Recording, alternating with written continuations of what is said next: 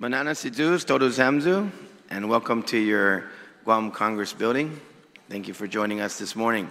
The Committee on Finance and Government Operations is now called to order, and the time is 0902. First notice of the public hearing was disseminated to all senators and media outlets on July 3rd, 2025, with its second notice disseminated on July 8th, 2025. The hearing notices were also made available on the Guam Legislature's website, our legislative calendar, and the Government of Guam's public notice portal.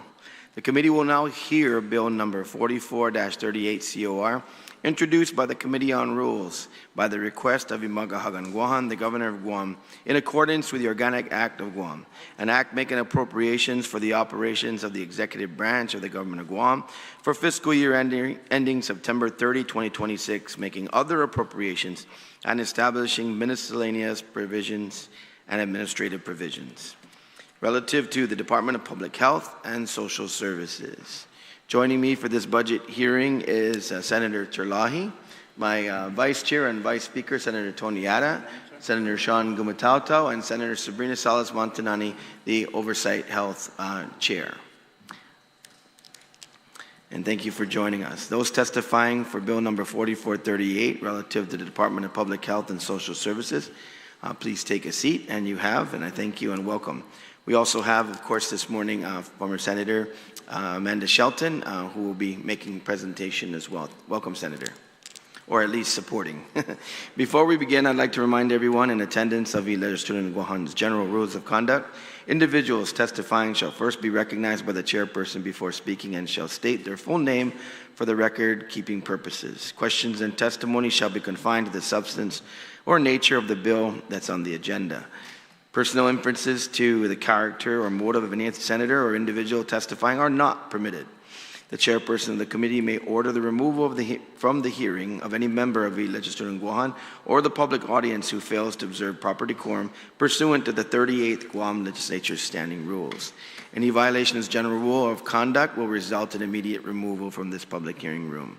At this time, as you know, it's customary representatives from DPHSS, whomever will be testifying or answering questions, please rise to be sworn in by our Sergeant at Arms.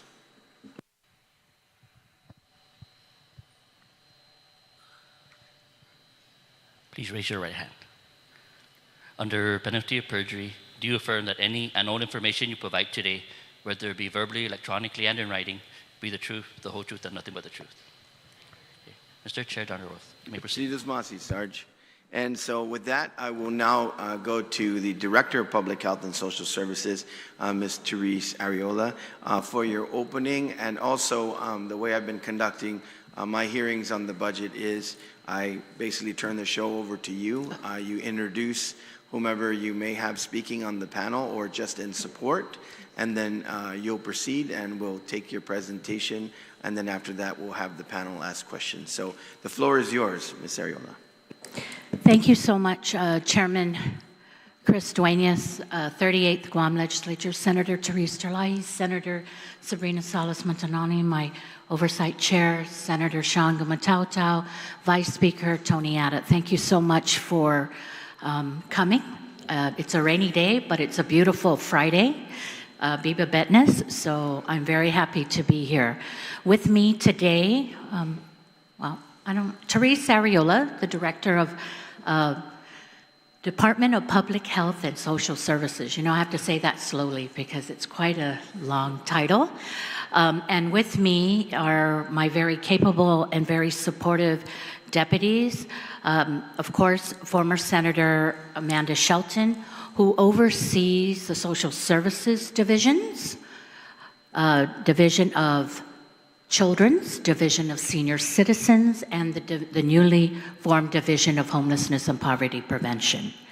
And to my left is no stranger to the healthcare system here on Guam, Deputy Peter John Camacho, and he oversees the Division of Public Health, the Division of Environmental Health, and of course the overall Division of General Admin. There is one more division, because there are 7 divisions, and that's the Division of Public Welfare. And I personally took that upon myself to oversee that in that division. along with being the director of the Department of Public Health and Social Services. Thank you, Chairman Dueñas and senators of the 38th Guam Legislature. I'm very pleased to be here. With me in support are, again, my 2 deputies, but I also have my 7 division chiefs. And we will go through that and introduce them accordingly. And I just want to say it's been 10 months since I've been confirmed as the director of Public Health, and it's been a very rewarding 10 months. I feel very blessed to be in a department where every day I'm doing God's work and affecting people's lives. So I feel very blessed that whatever the smallest project or the smallest grant or the biggest initiative, that we are here to serve and to do God's work to the most vulnerable and to the entire people of Guam. So I just want to say that because it's very important that you folks know that where my heart is. And my heart is really about helping people. And so I feel very blessed, and I thank very much Governor Leon Guerrero and Lieutenant Governor Josh Tenorio for giving me this opportunity. So before you is don't be alarmed, a 51-page slide deck and presentation, but we will go through it rather quickly. And it's for your leisure and hopefully will help you in your deliberations as you go into the budget session deliberation. And so I believe you all have hard copies as well as the AV has the slides, correct? And so thank you, and we'll begin our presentation.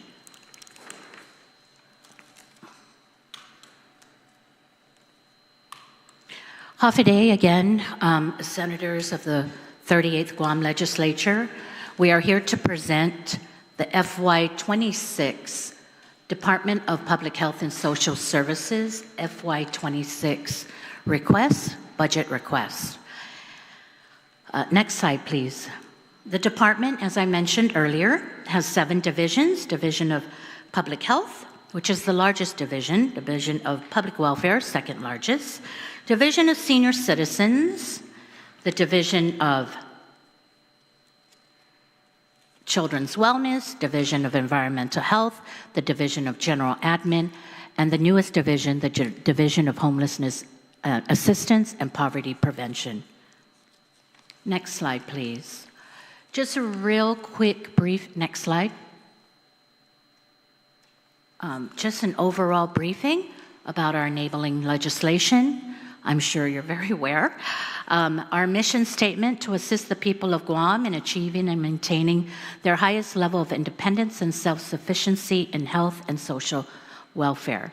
The division and our vision statement is to have a community that is empowered, individuals with healthy minds and bodies thriving in a safe and nurturing environment across every stage of life. Next slide, please. That is our organizational chart that you have the opportunity to review at your leisure. Next slide, please. And to the meat of it all and why we're here. Senators, I come before you requesting a total of $254,671,375, of which $74,161,000 comes from the general fund and special reserve funds of $3 million, for a local request of $77,175,946. Of course, we're asking for federal grants match of $170,495,429, for a total of the total request of $254. I had shared the personnel and operation percentage. That makes up about 9% on personnel and 91% of operations. And I would like to just emphasize that in a health and human service organization, that's pretty awesome. Normally it's kind of the flip. But I'm grateful that we have personnel, but the majority of our funds are going to serving our people and directly serving those most in need. It should be noted that it does not include the 100% federally funded employees. For the federal match, it's not only just the match that we ask for our grants, but it's also for the match of the percentage of employees. So that require a match. The only thing that's not here is the 100% federally funded employees, which, as you know, you normally the speaker gets our federal reports quarterly, and I'm assuming you folks all get that. Next slide, please.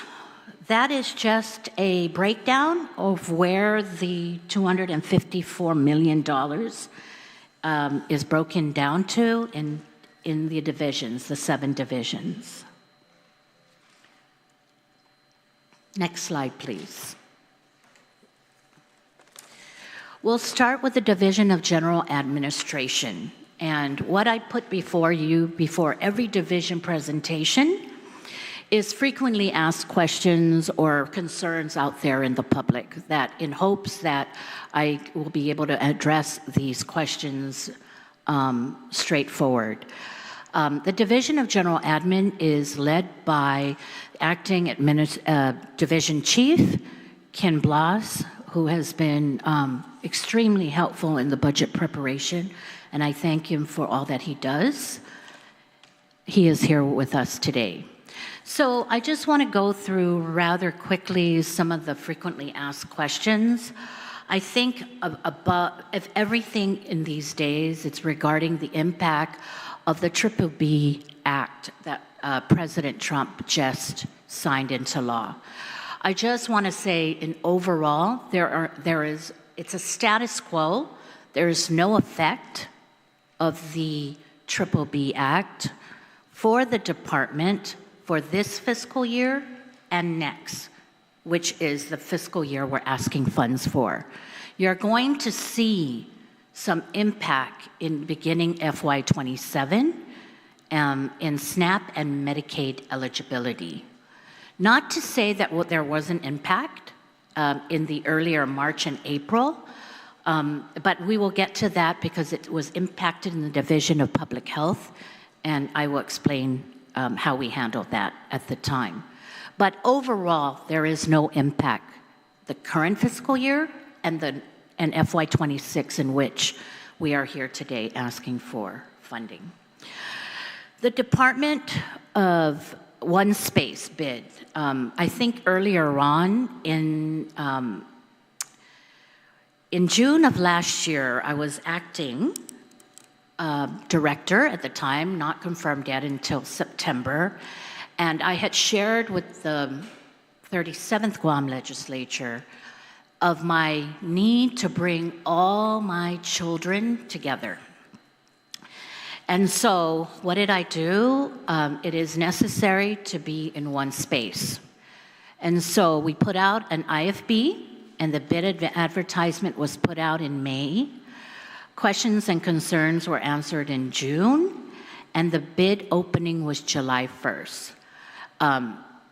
It is an IFB, way over $500,000, requiring the AG's review in every step of the way, and we are awaiting the AG's office review. It is my understanding, I have no idea, but just by hearsay, knowing that people are interested, that there are bids out there for the one space. And this is, Senators, the one space for administrative space. And so here we are. We're waiting, we're excited.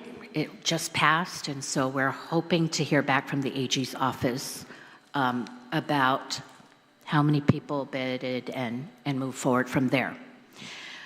Increments and merit status. I just want to address that because that's something that the senators always ask, and we are currently up to date and no outstanding as of May of this year. We are processing June and, of course, July.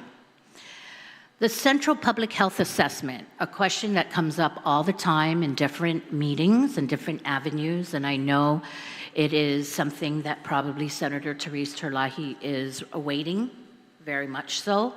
Again, per DPW, a complete assessment report is expected by July 25th or earlier.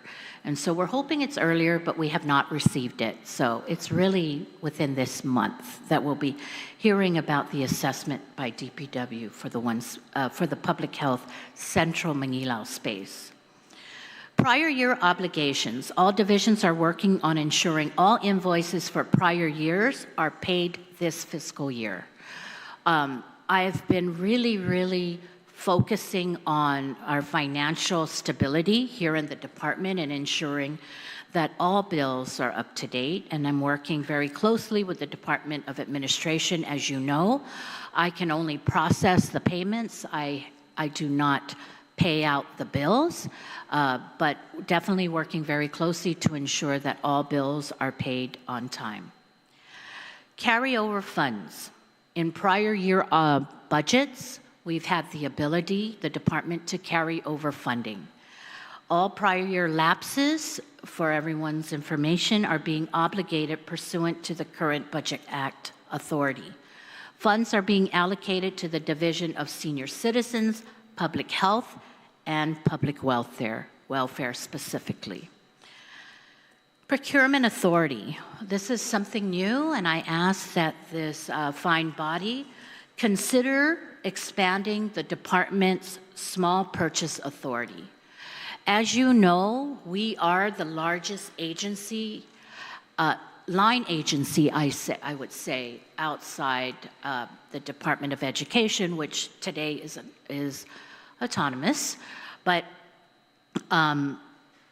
if you look at the budget requests of last year, or this current year, of $70 million, it's almost impossible to react to the market's concerns, especially in the public health space, the community health centers, to react of much-needed vaccines and medication. And my medical director, Dr. Bob Leon Guerrero, is constantly asking me how to fast-track procurement when it comes to medication. So I am aware, I'm not aware of the details, but I am aware that some agencies have come before this body asking for an expansion of their small purchase authority. I'm asking the same for the largest agency. It is unfortunate that we are the largest agency, but in the past and in our history, the slowest to respond. And that's really not acceptable, really, to the people we serve. And so I kindly ask that you consider, similar to how the smaller agencies were able to get procurement authority just for small purchases, above $25,000, that the same consideration be given to the largest department that needs to push out one of your largest budgets that you pass every year. Legal counsel, I want to thank Senator Sabrina Salas. Again, I understand that there are some departments, much smaller, and I'm sure well-deserving, needing legal counsel guidance right there in their departments. I ask the same. $70 million, as much as talented my division chiefs are, and everyone, I do not have a lawyer, and I appreciate the Attorney General and his effort to respond quickly, but our department just has way too many contracts, way too many MOUs, way too many requests for guidance, that we truly ask that this body consider giving us or authorizing us to have our own legal counsel. And so again, I appreciate the Attorney General's help, but I think it does warrant being the largest line agency to be considered. And I want to thank Senator Sabrina Salas, because because I understand she is drafting a bill, and I received it, and thank you so much. And hopefully, if all goes well, we'll be able to introduce it rather quickly, maybe before the end of the day, hopefully. But I did say when she sent it to me for review, I will get back to you because I'll see you soon at the budget hearing. Anyway, so thank you so much, Senator Sabrina Salas, for even considering and helping us out. Again, my chiefs, my deputies, my staff, we know a lot in putting things together, documents together, crafting drafts together, but no one is a lawyer.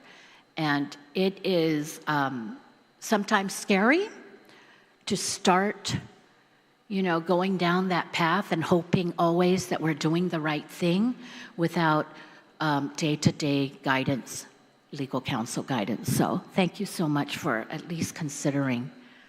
And I'm sure that bill will have its day, and we will be here to testify. Overall, employees for the department, as of yesterday, we have a total of 492, 92, sorry, I should be wearing my glasses.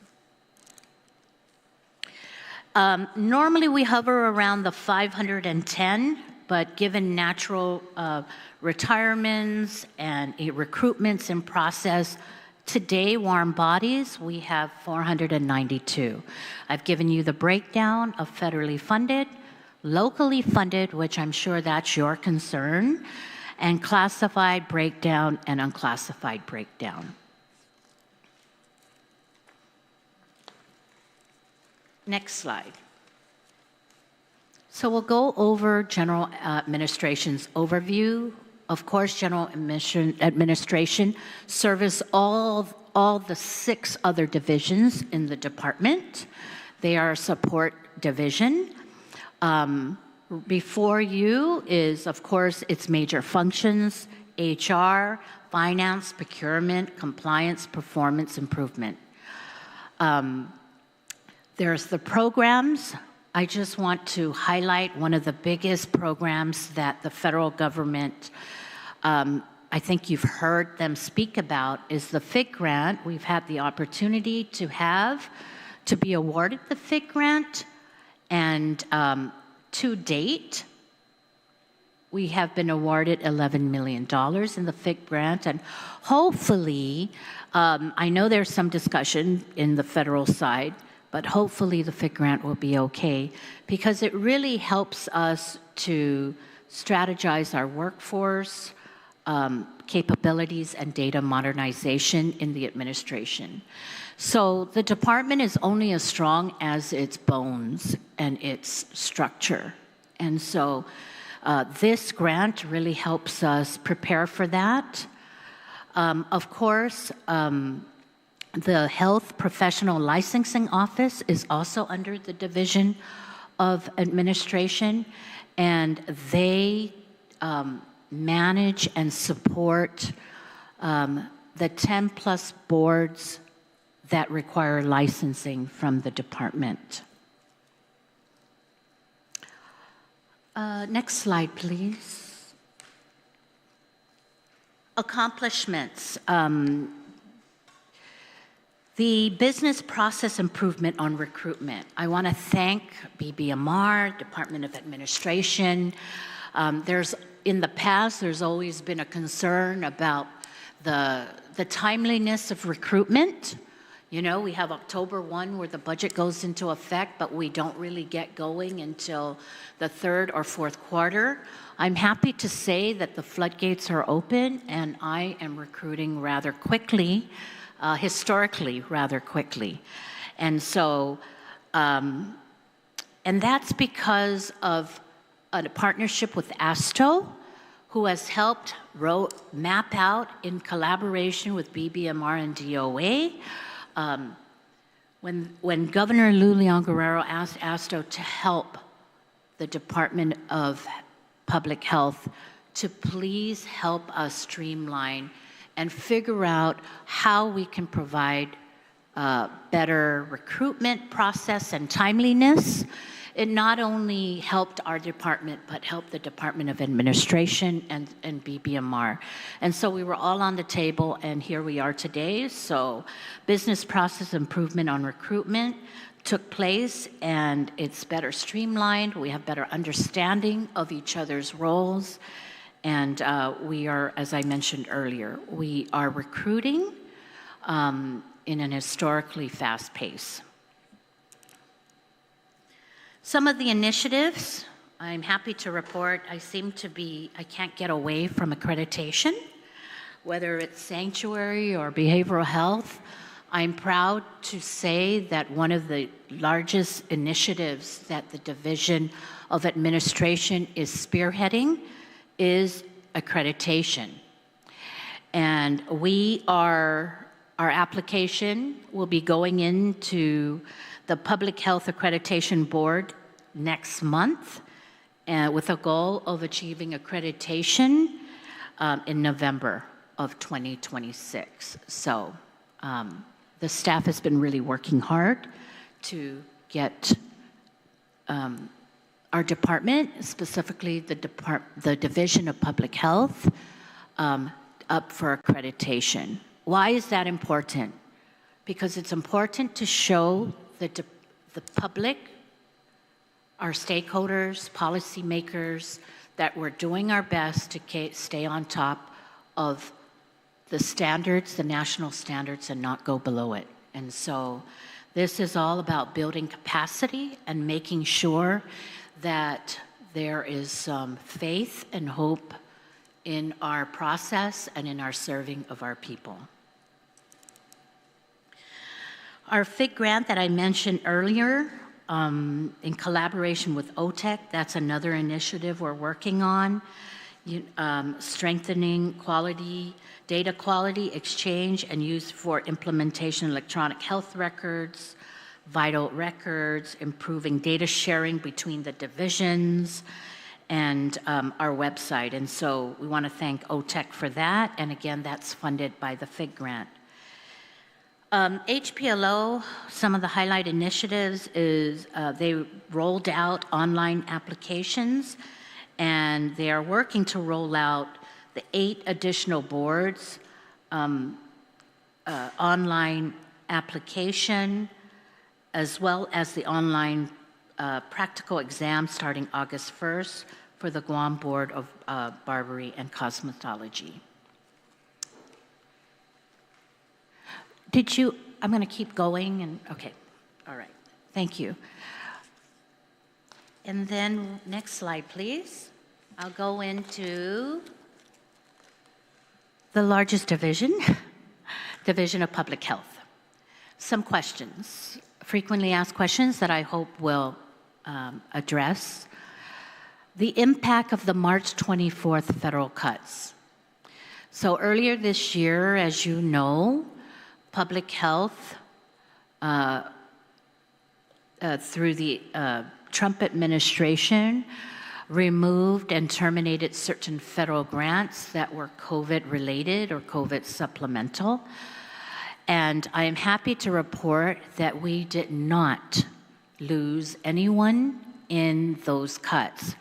Rather, 26 employees who are either fully or partially funded were reallocated to other divisions or programs that had openings. None of the staff, that was about 6 grants, by the way, that were all COVID-related, supplemental COVID-related. None of the staff were forced to resign.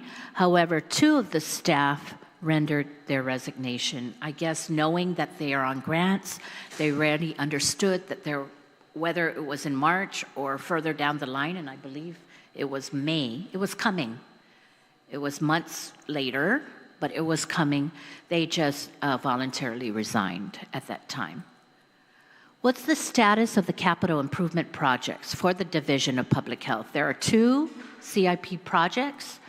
Of course, the lab that most of you and some of you have attended the groundbreaking in in March, and we are expecting a completion date of June of next year. And we're very excited because it's not only a Guam public health lab, but a regional learning lab, and in collaboration with the University of Guam. The other CIP project affecting the division, or within the Division of Public Health, is the expansion of the Northern Community Health Clinic. We just had a groundbreaking June last month, and the target completion is March of next year.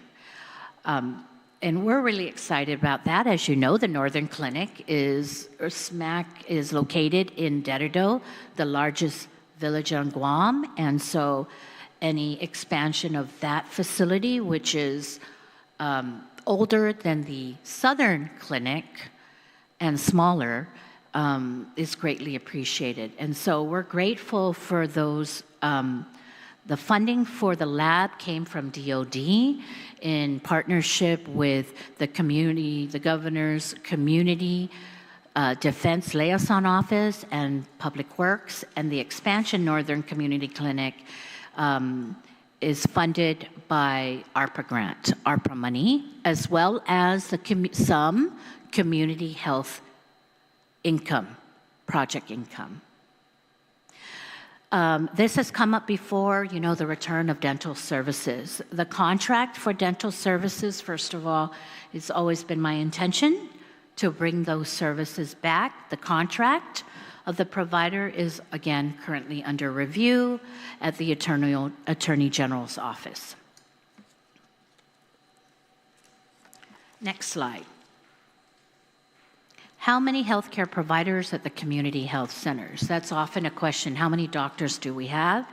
And we have 13 healthcare providers, and the breakdown is there for your review.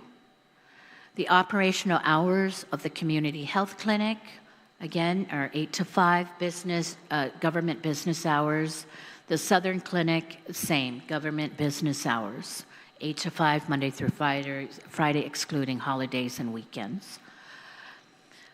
It was brought up in the past, how can we get the Southern Regional Community Center to be an urgent care service? Unfortunately, the community health clinic operates under HRSA's approved scope of work, which prioritizes primary, preventive, and chronic care only.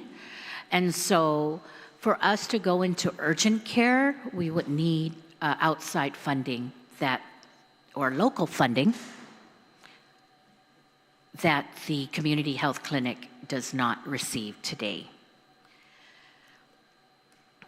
What's the status on the specialty clinics that were located in the Central Public Health Clinic? So again, the Central Public Health Building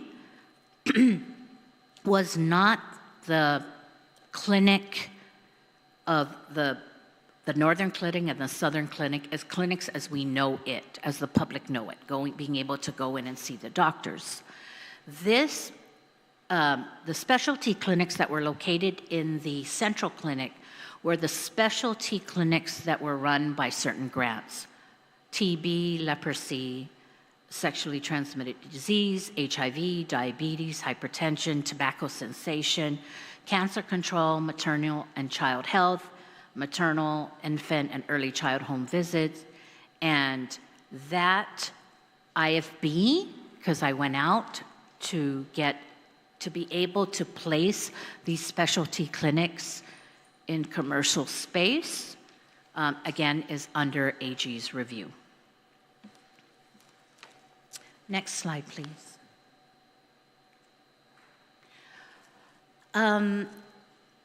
This is an overview and the mission of public health, and in the next couple of slides, you will see what the division is responsible for, and in bold, you will see either the bureau or the specific program in which those functions are addressed by. And so, I don't know if you want me to read it. It's going to take quite a bit. But the Bureau of Primary Care, the Health Center, or better known as the Community Health Centers, the Bureau of Communicable Disease Control, the Bureau of Family Health and Nursing, the Bureau of Alternative Medicine, and the Guam Public Health Laboratory, of course, all falls under public health, as well as the Bureau of Nutritional Services, better known as WIC, is also under the Public Health Division. The Bureau of Communicable Diseases is again under the Division of Public Health. Next slide, please. The Office of Epidemiology and Research, the Bureau of Communicable Disease Control, and the Guam Public Health Laboratory are all under the Division of Public Health. The Bureau of Non-Communicable Disease, again, and the Guam Office of Minority Health is under the Division of Public Health. The Office of Vital Statistics is under Division of Public Health, and the Bureau of Alternative Medicine is under the Division of Public Health. I want to recognize the chief of the division, Catherine Anka, who's with me, very hardworking, and I very much appreciate her support. The total number of employees just for this division, out of, as I mentioned to you before, 498, is 207, with 192 being either federally or locally matched, either totally locally funded or federally matched. Fully locally funded is 15, with the majority of the division having a federal and local match cost share. We have 166 classified employees currently in the division. These are warm bodies today, and 41 unclassified employees.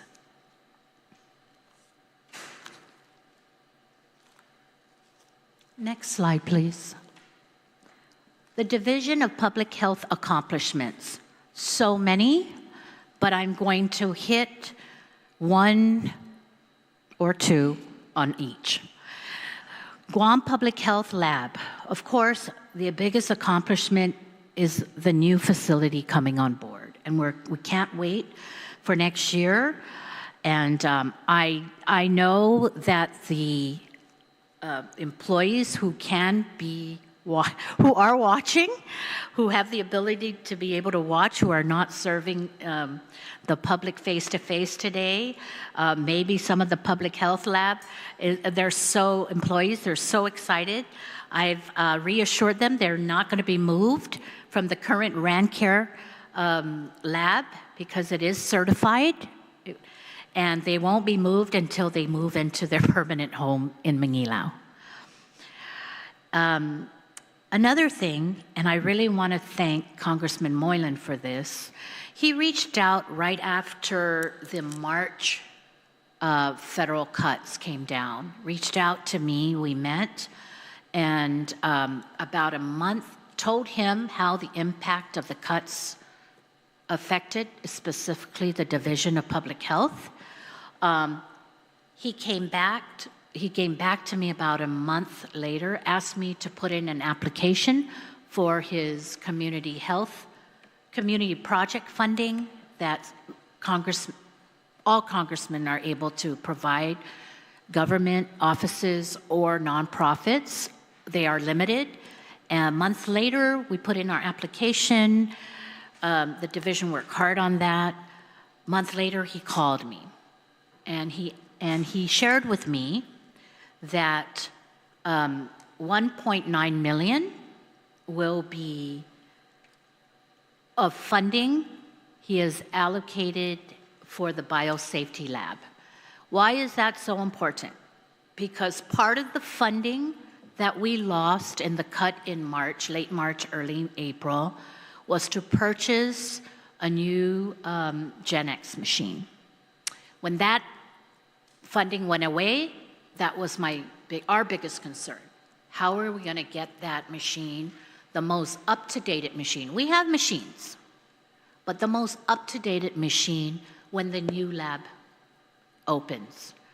And when we shared that concern, that's what's his focus. And so we thank Congressman Moylan for $1.9 million that will go specifically to equipment and needs for the new biosafety lab that's being constructed in Magaʹhågan. Office of Vital Statistics. There are so many more achievements, and they're listed for your review. But I will go on to Office of Vital Statistics. Today, we have a permanent territorial registrar. Why is that important? Because consistent leadership is important. And we've been running on and acting for many years. Over 5 years. And so I'm very happy that we finally filled that position. And they worked very hard. Just in the 6 months of this calendar year, they have serviced 10,919 visits. And one of the achievements is an electronic intake kiosk that was implemented September of last year and is helping the flow of the OVS office. The Bureau of Alternative Medicine, or better known as medicinal marijuana, completed the development of the childhood blood lead level investigation protocol May of this year. And that is in concert with the lead initiative of this administration that came down from CDC, and that falls under the Bureau of Alternative Medicine. The Bureau of Communicable Disease Control unveiled the Guam Path to Zero Leprosy Roadmap and Action Plan, January of this year. I also want to highlight that it's the first time CDC recognized Guam as a 2025 TB Eliminator Champion. And that I want to give kudos to my hardworking staff. And also, not only was the program recognized, but a specific person and nurse, Alice Cuencao, who is under the Communicable Disease Control Coordinator for tuberculosis. And so they were both recognized by CDC, and we're very proud of that recognition. I'm very proud of them, the program and Mrs. Cuencao. The Bureau of Family Health and Nursing Services, again, they were recognized by CDC for the TB Elimination Champion, January of this year. They also coordinate our partnership with Shriners.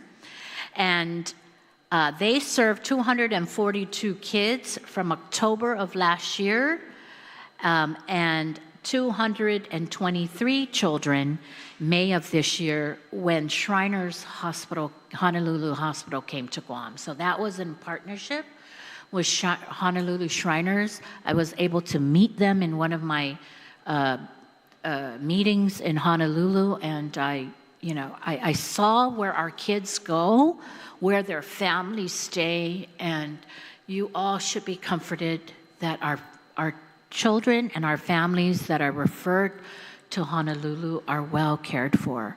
And we thank Shriners Hospital in their effort to not only help our children that are referred off-island, but the help that they gave the over 400 children that they see when they do make their visits through the islands in the region.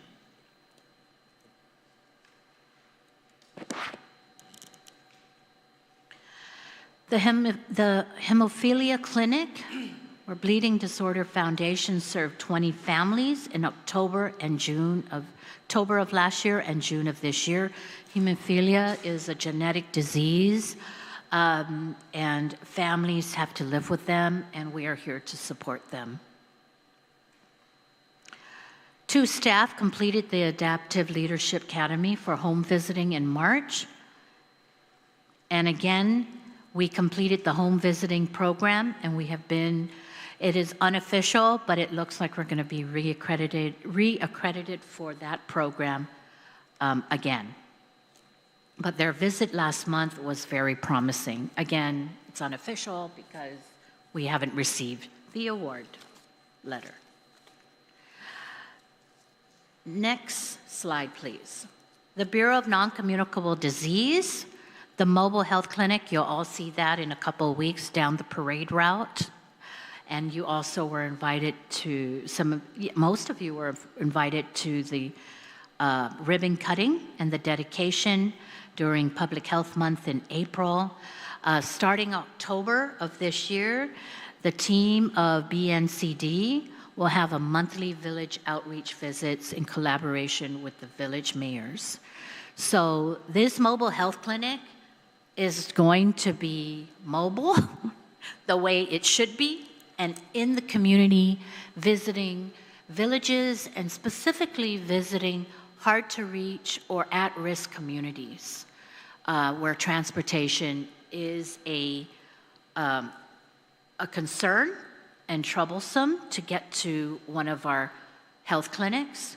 We'll go to them and we'll start off with immunization. The Bureau of Nutrition, or better known as WIC, launched its MIS system for WIC benefits of June of last month. 99% satisfaction rate of their survey. They take surveys. Breastfeeding rates, which is a good thing, has gone up from 2021 to 2024 to 88%. It's a good thing. Commodities increases, inflation, milk is hard to get, and the best milk for our children is our mother's milk. And there is a steady growth in participation. We have 8,996 clients in FY24 and FY21 to this year, 9,000, last year, 2024, 9,870. So there has been an increase of those who come to the WIC program, and I thank the WIC staff that's listening for their effort in just outreach and getting the information out there and making sure that those who can qualify do take advantage of the WIC program. The Bureau of Primary Care Services, or what you would know as the community health clinics. Again, I mentioned the groundbreaking of the expansion, and we expect the completion in March of next year. Behavioral health follows me, seems, wherever I go. But I'm very happy because it's all about holistic health. We're expanding the behavioral health services with the onboarding of a clinical psychologist and a social worker last month. And I'm happy to report that we have been recertified as the Northern Regional Community Health Clinic as a patient-centered medical home in April of this year. So congratulations to, by the way, our new CEO of the community health clinics, Shermalyn, and her entire team, who is probably watching, those who can, who are not helping patients. We're so glad that Shermalyn's on board. I'm sorry that behavioral health lost her, but we are happy that we have a permanent CEO. And that, again, similar to other leadership positions, it's really important to ensure that steady and permanent leadership is in place. Next slide, please.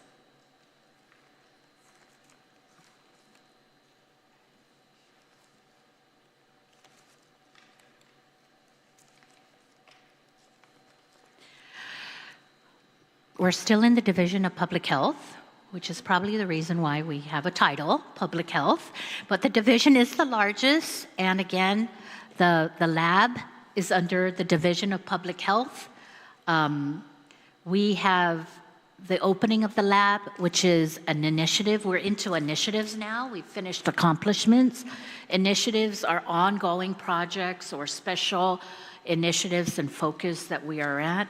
Again, a laundry list of initiatives that every bureau, every office in the Division of Public Health is pursuing, but we've highlighted some of the key for your review.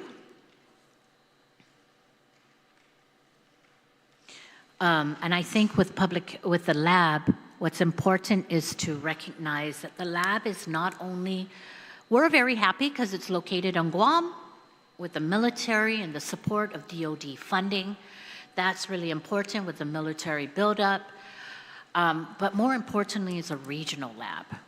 And a regional lab meaning the region, the Micronesian region, is going to be able to send their specimens to our Guam lab and not have to send it all the way to Atlanta, and for faster results so that proper protocols and service and health direction is given rather quickly to our brothers and sisters in Micronesia. Epidemiology, I'm happy to report we have an epidemiologist. Again, very important to have steady leadership. There is a proposed amendment of the law that I want to highlight and maybe bring to the Senator's attention of reportable diseases. So there's a list of reportable diseases, but we as a division and the Office of Epidemiology, as well as the committee, has looked at other important diseases that should be mandatory reportable. That is being reviewed by the AG, and as soon as we get that, we will bring it, propose that legislation. We have a regional epidemiology training in the fall of this year, and ongoing project for statistical data gathering for the official OVS annual publication. This was brought up last year in last year's budget hearing, that we haven't had an annual statistical report, and that is correct. A lot of reasons behind that, staffing shortage, but with all that coming into play, now with recruitment getting better, epidemiologists in place, staffing getting better, the collection of data, whether it's in the epidemiology or the OVS, Office of Vital Statistics, is ongoing, gathered, and we should be getting a report out rather soon, very soon. That's the plan.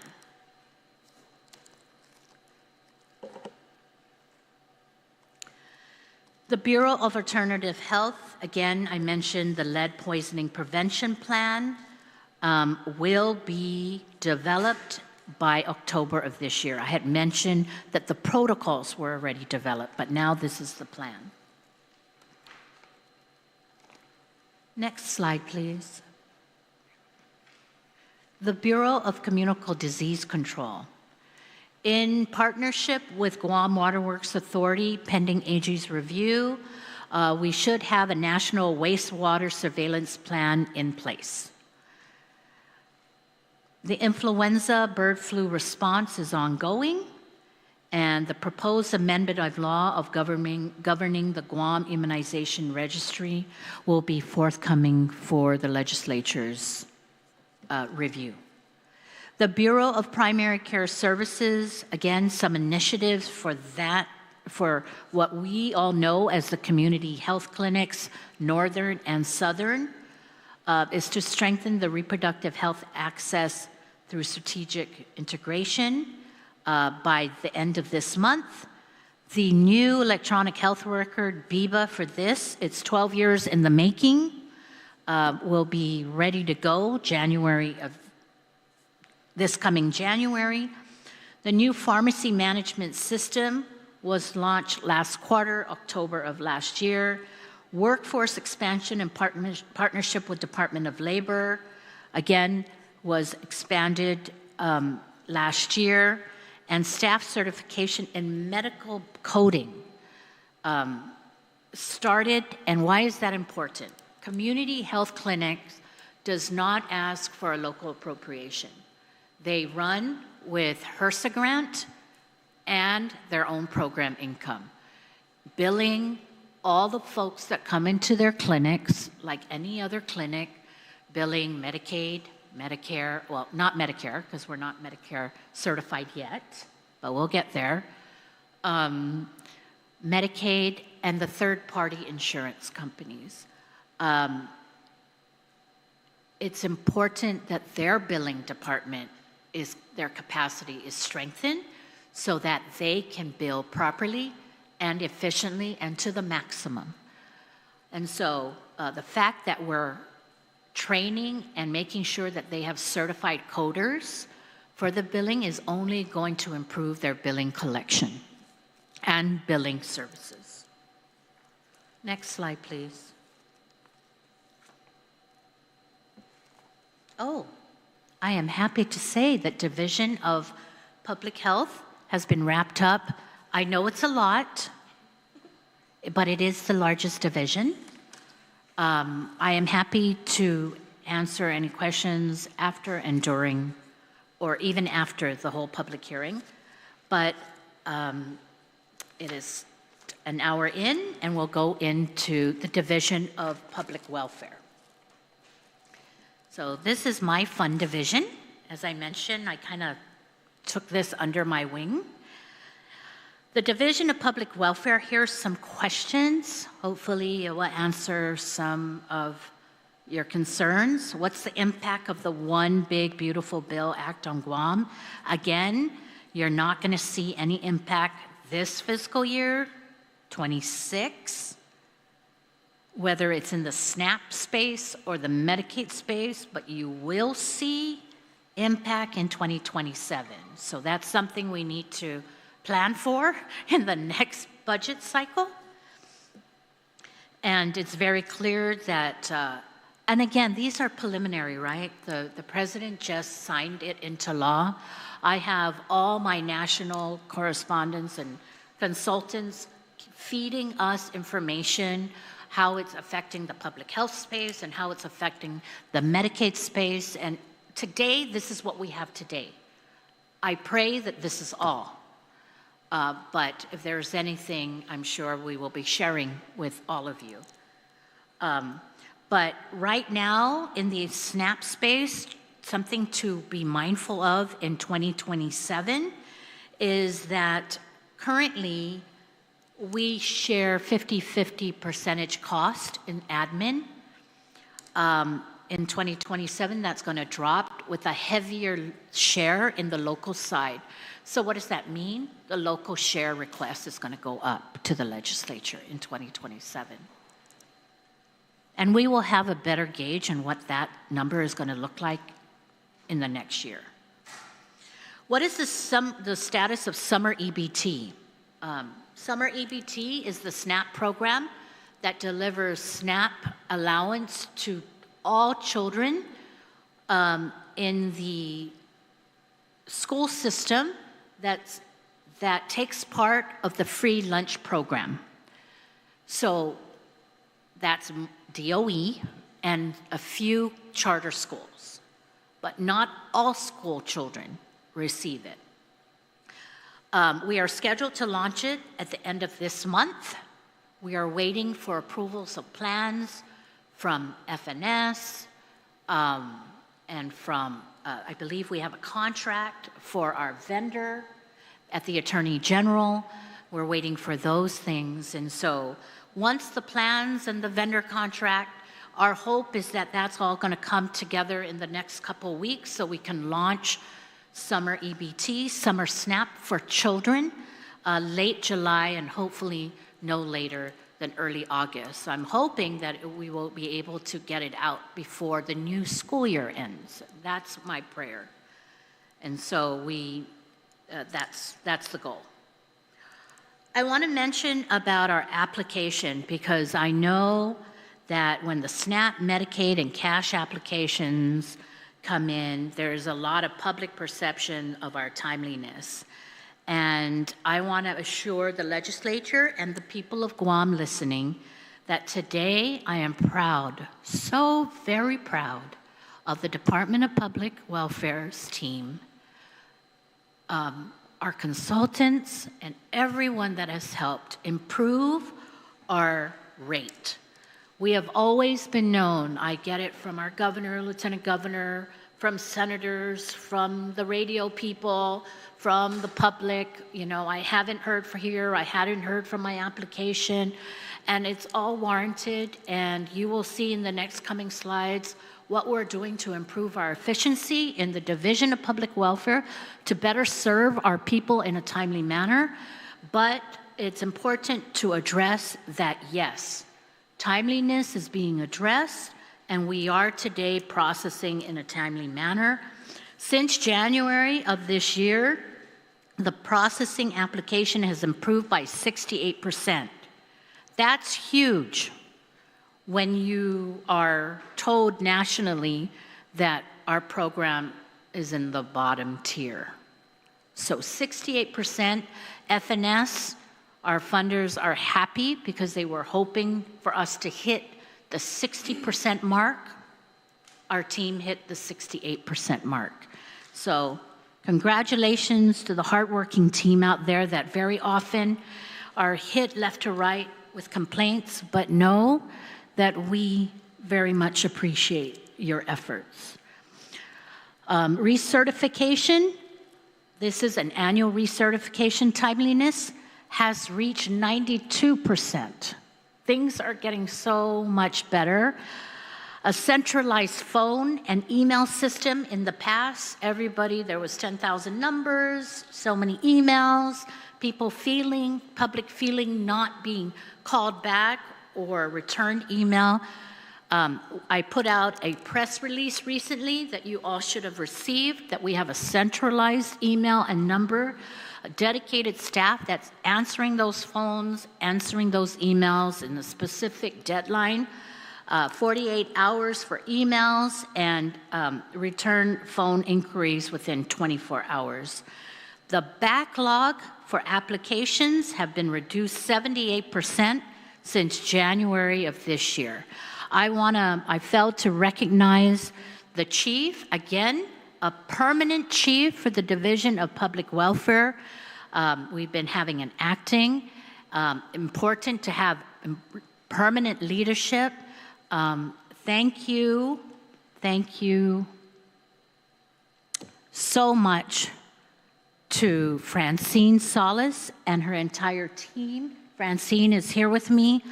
She probably, of all the chiefs, hears from me every day because, as I mentioned, public welfare I took under my wing.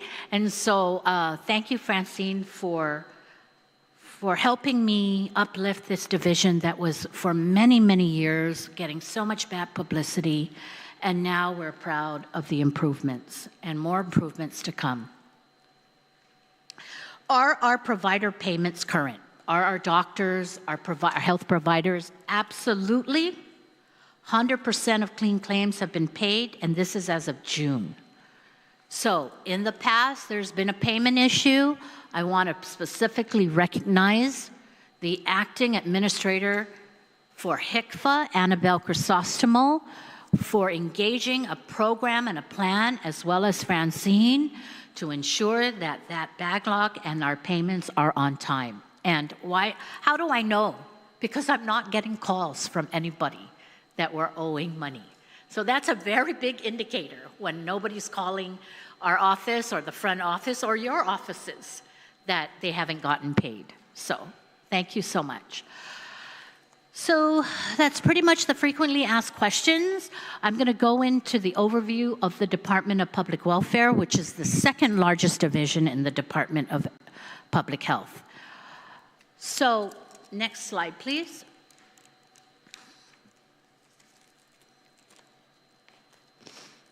This is an overview, their mission. We have a state office. We currently have a Bureau of Economic Security. This bureau, just so everybody understands, is the bureau that processes all applications for all our services, whether it's SNAP, Medicaid, cash assistance, TANF.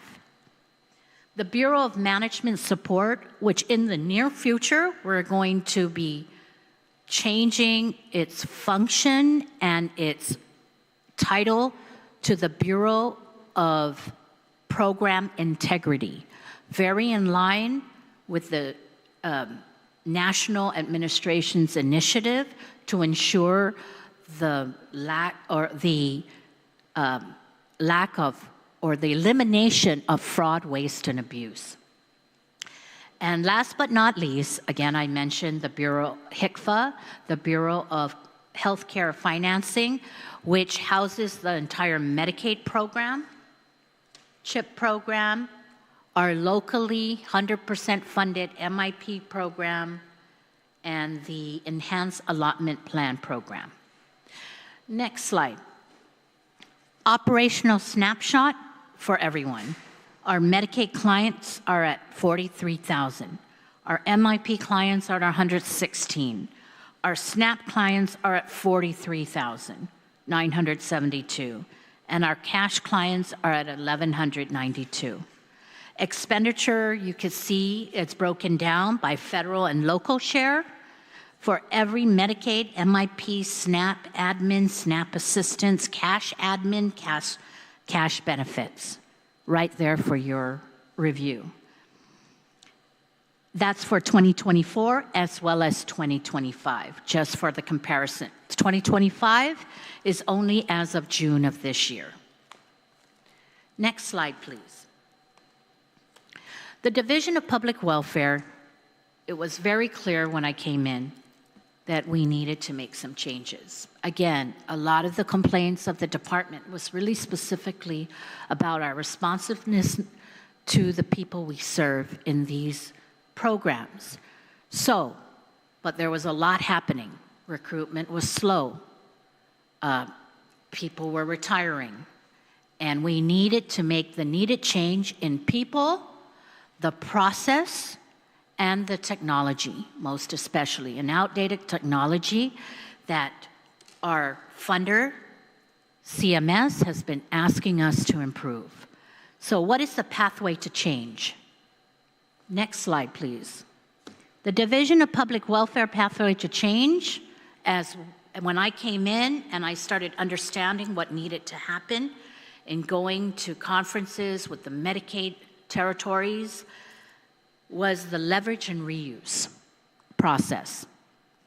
Before you is the federal authority for leverage and reuse, the local authority that was passed by the previous legislature. Leverage and reuse allowed me to leverage West Virginia and the U.S. Virgin Islands to use their program management office, consultants, Barry Dunn, as well as their pharmacy benefit solution consultant, SGRX. I want to highlight funding. The advanced planning document, all these changes need money. But I also knew we needed to tap federal dollars and not local, if we could.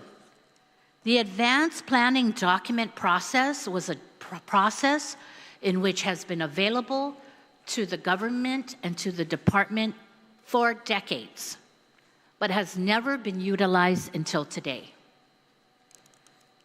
I am happy to report, senators, I wish this was local dollars, but it is federal dollars, that I have secured $38 million in federal funding just in the last 6 months, with additional $6 million pending CMS's approval. That equates to a minimal $7 million local investment in FY25 and 26. $38 million to improve our process for another 10, 20 years of efficiency is what we're excited about. Next slide, please. The Division of Public Welfare's new high-impact initiatives. This is a breakdown of initiatives that we're doing through the leverage and reuse process and all the transformative changes that we're doing in the Public Welfare Division, what has been initiated and active, what is in the planning stage, what's in the analysis stage, and what's in the horizon. One of the things that I should let you, you good senators know, and I'll be reaching out to the Speaker's office as well as Senator Sabrina's office, is because of all these changes, these wonderful changes that's happening in our division, as well as the $38 million that we secured through the APD process, CMS is coming to Guam. And they're coming Liberation Week. And they're going to meet, there's training, and at the highest level, the technology, it's not the CMS secretary, but when it comes to the transformative and technology division of CMS, one of the deputies are coming, as well as Ed Dolly, who testified 2 years ago when the leverage and reuse bill was up from CMS, as well as our program officer who helps our team and talks to Francine like every day, 3 times a day, to make sure that all these things, all these transformative changes, all these APDs, it's a lot of dollars. We are talking to them. They are blessing every step of the way. They are not going to give, not in the federal landscape right now of tight budgets, they are not going to give Guam $38 million and not make sure they have 10,000 eyes and ears on us. And that's why they're coming. They're very happy about the change, but they're also very in partnership, hand in hand, watching us implement everything exactly how CMS wants it. Because, again, fraud, waste, and abuse, the elimination of fraud, waste, and abuse is the key when it comes to efficiency. Next slide, please. There's the achievements, and most of that is based on the APD achievements. Timeliness, SNAP funding, 315,000 was returned to the program that was recovered through the investigative bureau that I had mentioned earlier that we're going to hopefully work on renaming as program integrity. We have eliminated fraud prevention at 97 SNAP cases. A very, very big win, I want to emphasize this.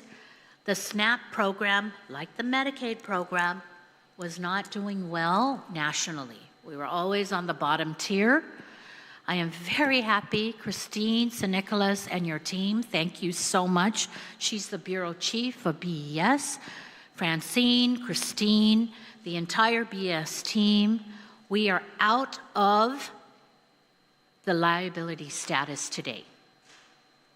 That was an announcement we just received recently, like in the last 2 weeks. So I am so happy. This is just an example of what efficiency needs to happen so we can get out of these low tiers, bad statuses, and negative light, whether it's from our funder or the people of Guam. So I'm very happy. Thank you so much, Christine and the BES team. Claim payments are current. That's so wonderful. Nobody's calling me. Now, not to say that providers don't call me, because they call me a lot, but they call me to see if their reimbursement rate can be increased. And I've told them that the only way locally we can increase their fee is to get more efficient, have cost savings so we can reallocate those fees to higher reimbursement rates. And so that's really the goal. Whatever savings, because of efficiency's sake, we can redistribute federal funding so that key, like dentistry, dentists who have not gotten a fee increase in like forever, OBGYNs, and dialysis, which is critical life-saving service. That's the goal. Find the savings in the efficiency process and redistribute those savings to the providers, including savings in our pharmacy. And so you'll see on the right there, we have looked at, for off-island pharmacy, through leverage and reuse with SGRX, our pharmacy benefits manager, we have already, in just a 3-month period, I think of April, May, June? March, April, May. We have already realized a 15% reduction in medication because our PBM is negotiating with off-island pharmacies to reduce the cost of our meds. And by the way, these meds for off-island pharmacies equate to only 50 patients out of the 43,000 patients that are seeking hemophilia services and dialysis that really our Medicaid funding spends about every quarter, just for 50 patients, about $5 million. $5 million times 4 quarters, $20 million of all our Medicaid cap is only for 50 people because they're the sickly, the most vulnerable. So any savings we can do for their medications to go down, we can definitely use that help. Faster claims turnaround. We see claims going in between 1 or 2 weeks. From providers, eligibility application backlog has been slashed 78%, as I mentioned earlier. Reduced client wait time for services. Very, very happy to report that in-person service is now under an hour. Now, if you have come to the SNAP and Medicaid office and seen the lobby that is overflowing outside the hallway, I would say 3-4 months ago, it's amazing that we are today servicing people. But it's, again, people would have all their documents in order in less than an hour. So a lot of great changes in the public welfare division and the bureaus. And again, communication, we have the single email and the single line with a response of 48 hours and 24 hours in advance, respectively. Next slide, please. Some of our matrix for your review. Next slide. And we are done with public welfare. Right? I'm very cognizant of the time, so we're at 10:20. Let me take a drink. Division, our next division, thank you, senators, for staying, is the Division of Homelessness Assistance and Poverty Prevention, or better known as DHAP, which was known prior to as OHAP, which was an office out of the governor's office, but recognizing that homelessness is not an administration's project, but an issue that has been here for decades and probably going to be here for a while. It needed to be placed in a department where it can continue no matter what. And so, what is the status of DHAP? Through executive order this year, we moved the Office of Homelessness and Poverty Prevention to the Department of Public Health, where our mandate is best suited, because our mandate already says that we are responsible for taking care of the most vulnerable, including the homeless. So the purpose of DHAP as a division, again, is to provide assistance to the homeless. Next slide. We have the administration, through the leadership of Lieutenant Governor Josh Tenorio, a human service cabinet team, Rob San Augustine, who is leading this division and who is with me today. Thank you, Rob, for all your hard work, and your team, your small team, I should say. We have been looking, the administration has been looking at how do we stand up shelters and housing for this very, very vulnerable population. So in the chart that you were given, you will see there's quite a number of housing shelter initiatives in the works. The Anigua Apartments, the Tamuning Drop-In Facility, which is a bed for the night. Those of you in inner cities, you know, shelters for a night. Can't believe that Guam is going to have one, but there is a need for one today. The Tamuning Adult Transitional Living Facility, that is directly behind the Rancare building. And we are looking at, I should go back to the Anigua Apartments. The occupancy permit is in place. We're looking at occupancy of fall of this year. The Tamuning Drop-In Center, which is a bed for the night. Go in, go out. Have services, go out. Expected online date is October of next year. The Tamuning Adult Transitional Living Facility is behind Rancare. We are expecting to open fall of this year, and at this point, I want to thank publicly the Latter-day Saints Church and their mission for helping Governor Liu's call for help. They have, through their missionary, their national missionary, has agreed to partner with us and fund the remaining equipment for the entire facility. So thank you so much to the elders of the Latter-day Saints Church. GIGO 21 apartments, it's 12 units that are ready to go online August 1st, and the renovation of the rest of the 21, of the remaining of the 21 units is ongoing and will go online as they become completed.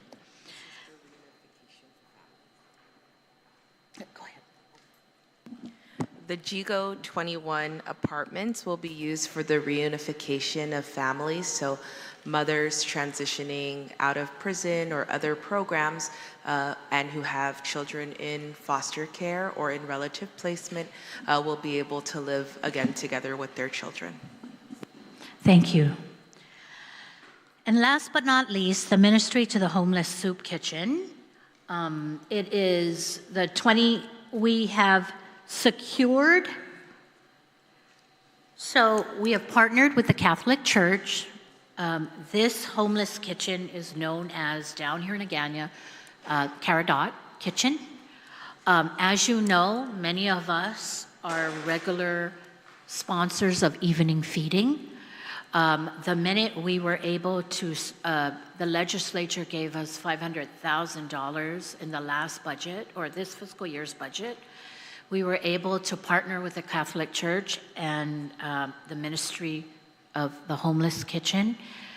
And we asked them, what are the days that has not been sponsored? And we will take over. So we have secured that this kitchen will be able to feed the hungry and the homeless until December of next year, with the division of DHAP covering the 20 nights that were not secured by family sponsors. So now 365 nights, our homeless and our most vulnerable will be fed. There's an overview of DHAP for your review. I just want to point out that it is a division, a new division again. This is new funding. This is where some of the funding, your majority, not majority, but a little bit of the funding you're going to see. I'm sorry, next slide. I didn't say next slide, sorry. Total number of employees are 8.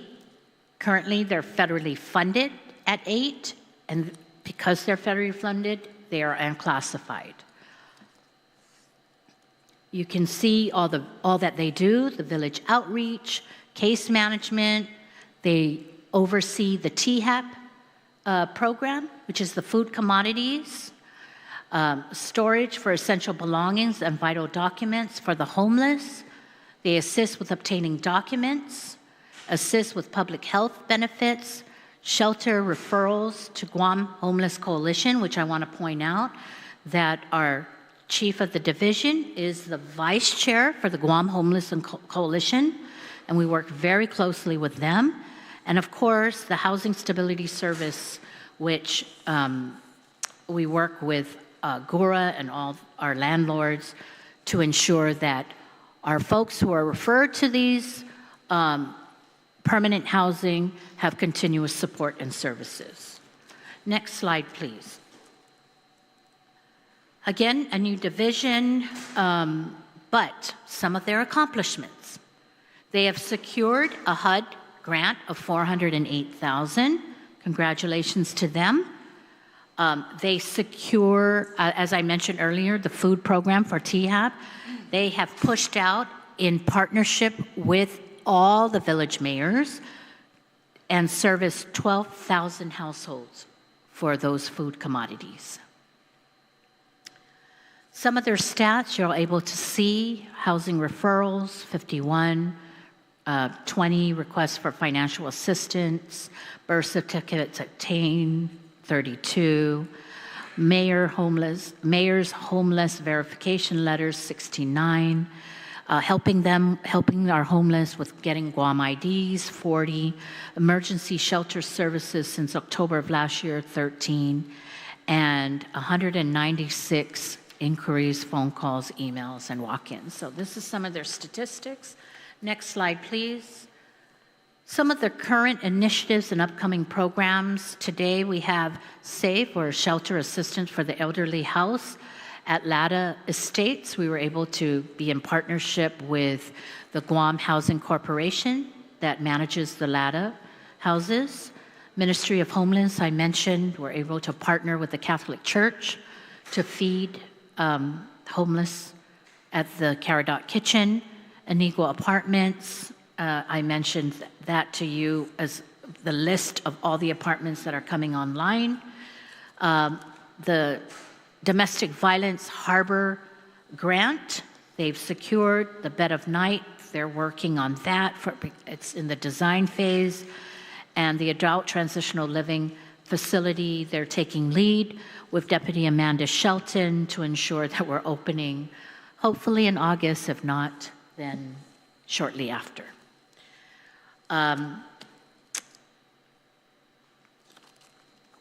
Next slide, please. And we are, I should mention, because it's worthy of mentioning, because the legislature gave us $500,000 last year for homeless efforts. So the department took that $500,000, and we partnered with the Guam Homeless Coalition as authorized in the law. And the breakdown of that $500,000 is $72,000 is committed to the Center of Hope, which is the women's shelter at Guam Behavioral Health, and the remaining $421,000 went to a grant to the Guam Homeless Coalition, and in collaboration, the programs that have been outlined to address is the Safe House, $50,000. Sisters of Mercy, you know, Sister Emily, God bless her soul, she's my elementary school teacher. The Mercy Nuns at Cathedral, they feed the homeless in the morning, and they take it out of their pockets. When we recognize that, Lieutenant Governor Josh Tenor said, Teresa, you need to go there and see how we can help. So we are partnering with them, and we're happy to say that between them and the Guam Homeless Coalition, we're looking at allocating $30,000 to Sisters of Mercy to feed breakfast. So we have breakfast from the Sisters of Mercy for the local community, Agana, and dinner for the Catholic Caridot Kitchen. And that's about $33,000 for the remaining number of nights for Caridot Kitchen. The Guam Housing Corporation, the emergency shelter at LADA, is at $23,000 annual. RSAT housing is $100,000, and that's in the planning stage. Again, these are all in partnership with the Guam Homeless Coalition. And the encampment shelter, which is a pilot project, $100,000 allocated. Again, all through in partnership with the Guam Homeless Coalition. And then that rounds up the new division of the Division of Homelessness and Assistance and Poverty Prevention. And we will go into, at the bottom of the hour, right? So we are an hour and a half in, and we are now at our, how many? 3 more divisions, but smaller but mighty, but 3 more divisions. The Division of Environmental Health. A question in the room, how are schools inspections doing? And they are on track. I want to recognize Chief Tom Nadeau, who is here, he's here, and his team for working collaboratively with Department of Education. This has been something, the weekly calls, the daily calls. So we are on track to complete inspections so schools can open August 7th. 32 schools have been inspected and 4 are still pending for the fiscal year. And top 5 violations, of course, as you can see, floors, walls, ceilings, exit door windows. These are issues of wear and tear and really aging, an aging school brick and mortar. Not included in the count, so we've had 32 schools inspected as of June. 4 are pending inspections. Not included in the count is FBLG and Simon Sanchez, who are undergoing renovation and construction, Chief Brody and LBJ, who are decommissioned, and JP Torres is currently housed with Tizan High School. Okay. Next slide, please. Sanitation inspections for restaurants, bars, and everything else that we are required by law to inspect. 3,000 regulated establishments are conducted based on risk and available resources. And again, there's a lot of information there on how that is determined, the risk, idle situation. We do investigate all calls that come in.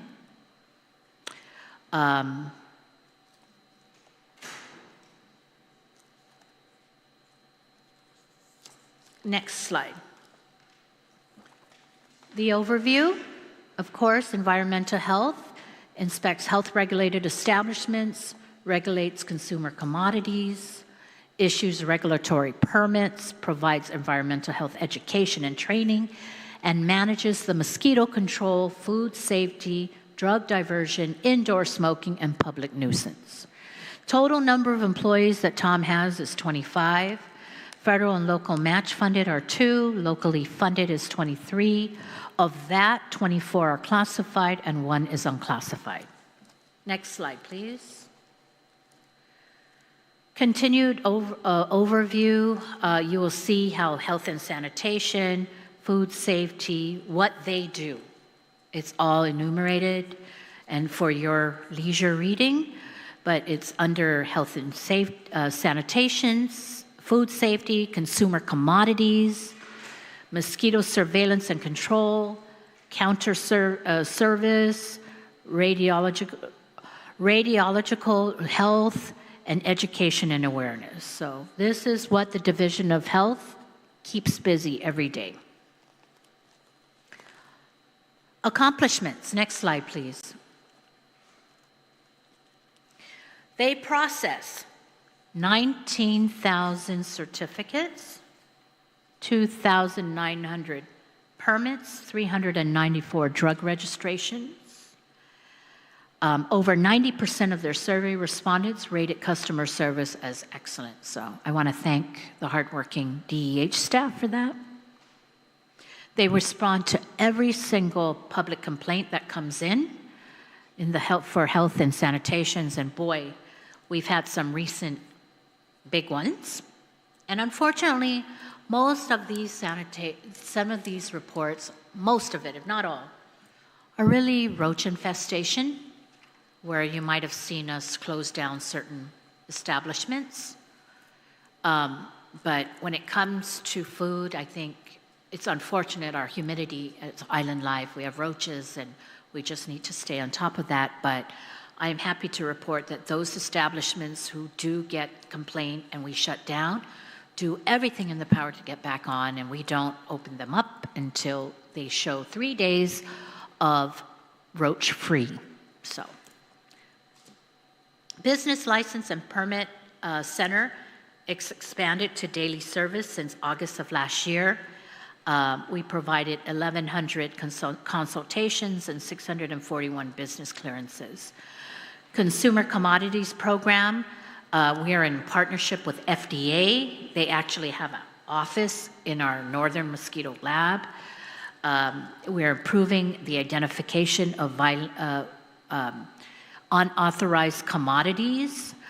These are commodities that FDA's listing shows that they might be of risk to our health if consumed or used. 181 detentions involved nearly 162 pieces of article or pieces of commodities, products.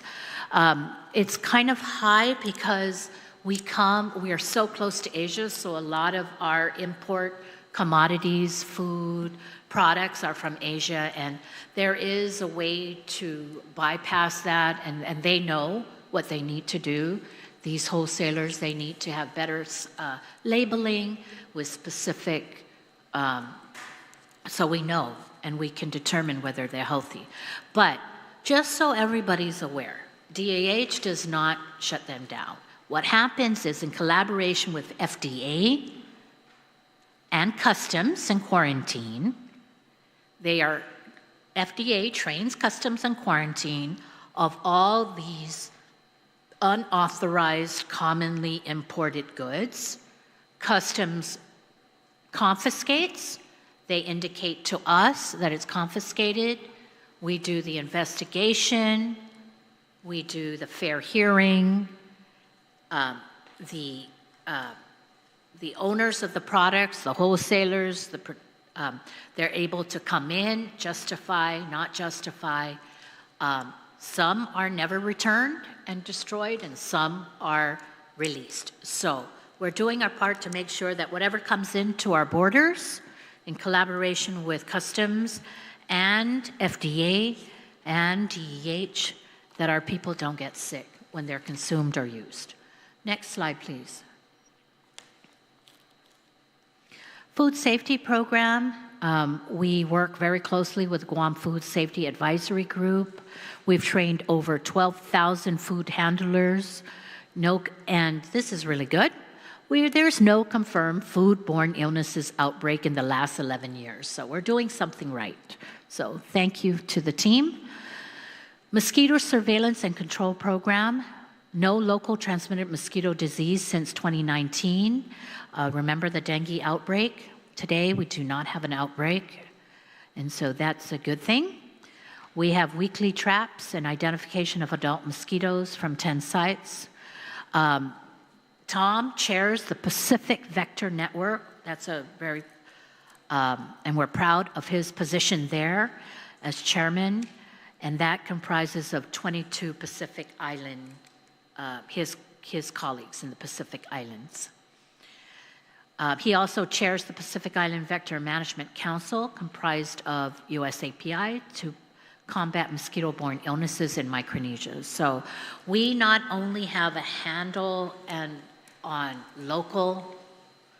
our local mosquito program, but we are very engaged through Tom's leadership in the region.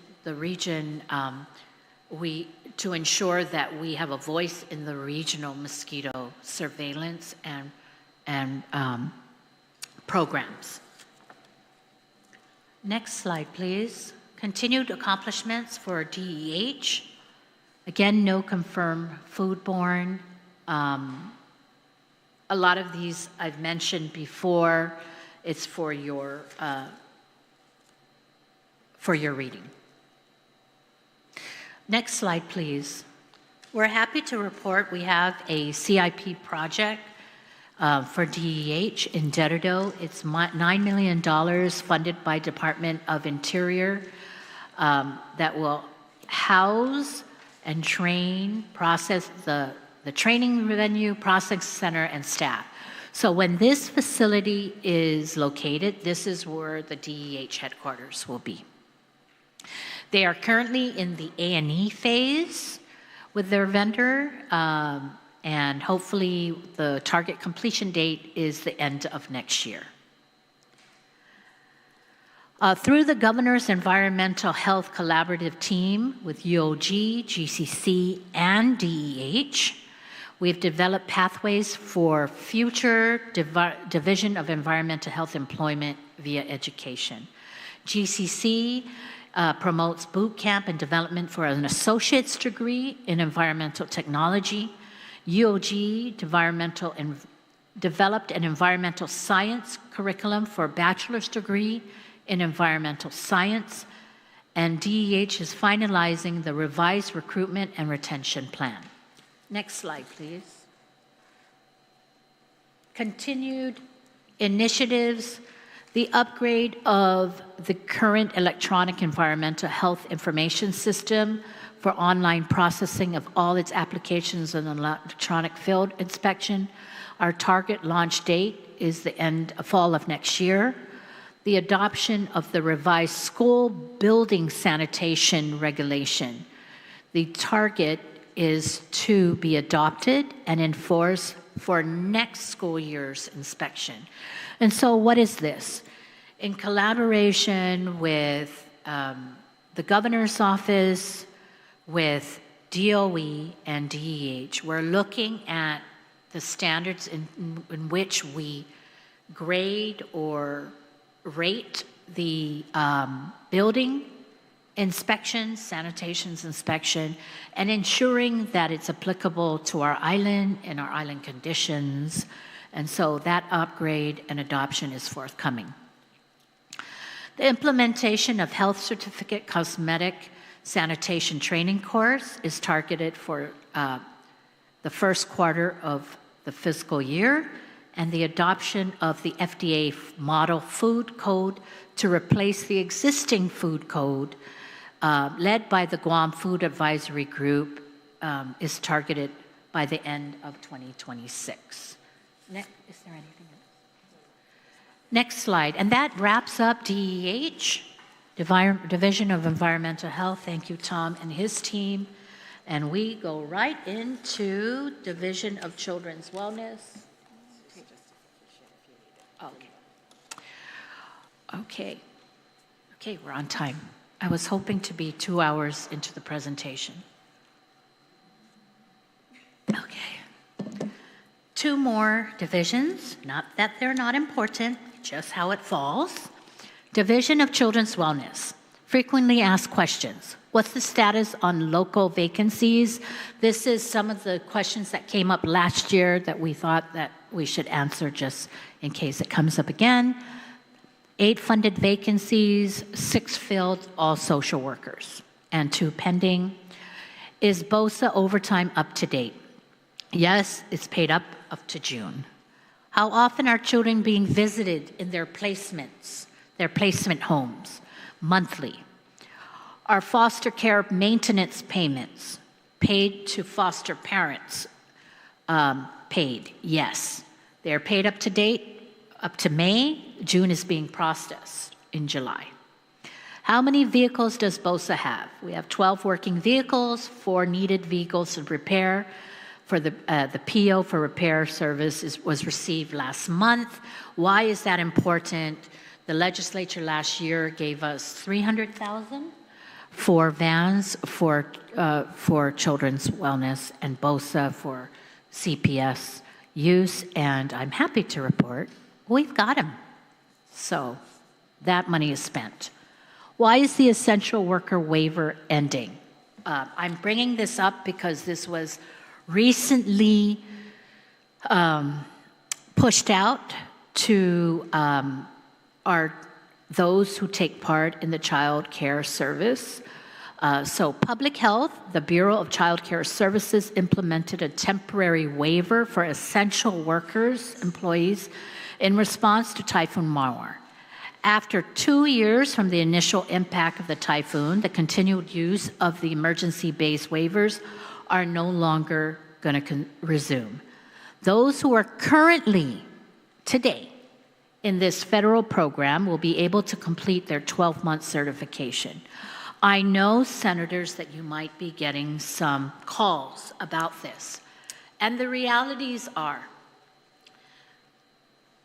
we are no longer, thank goodness, we might have some bad weather every now and then, but we are no longer in a pandemic. We are no longer in a, thank goodness, we don't have an earthquake emergency or typhoon. And it is the responsible thing to do is to go back. And so that's where we are today. We are no longer in an emergency situation. Therefore, we cannot justify this use of continuous payment of essential workers getting their daycare subsidized. I appreciate them, and when there's an emergency, we will consider and take care of them. But today, thank God, we are not in that situation. Next slide, please. What is the status on the contract of the group homes? I know many senators are wondering, where are we? Especially for Guåhan. And here's the contract status of all the children group homes. IGM or Guåhan was sent to the AGs in February, and we're still pending the AG review. The last update was in March, and again, we're waiting for the review and the response from the AG. Alley 1 and Guåhan San Jose, we are currently paying month to month. Their contract has expired, and we received the approval to the AG, so we're glad for that.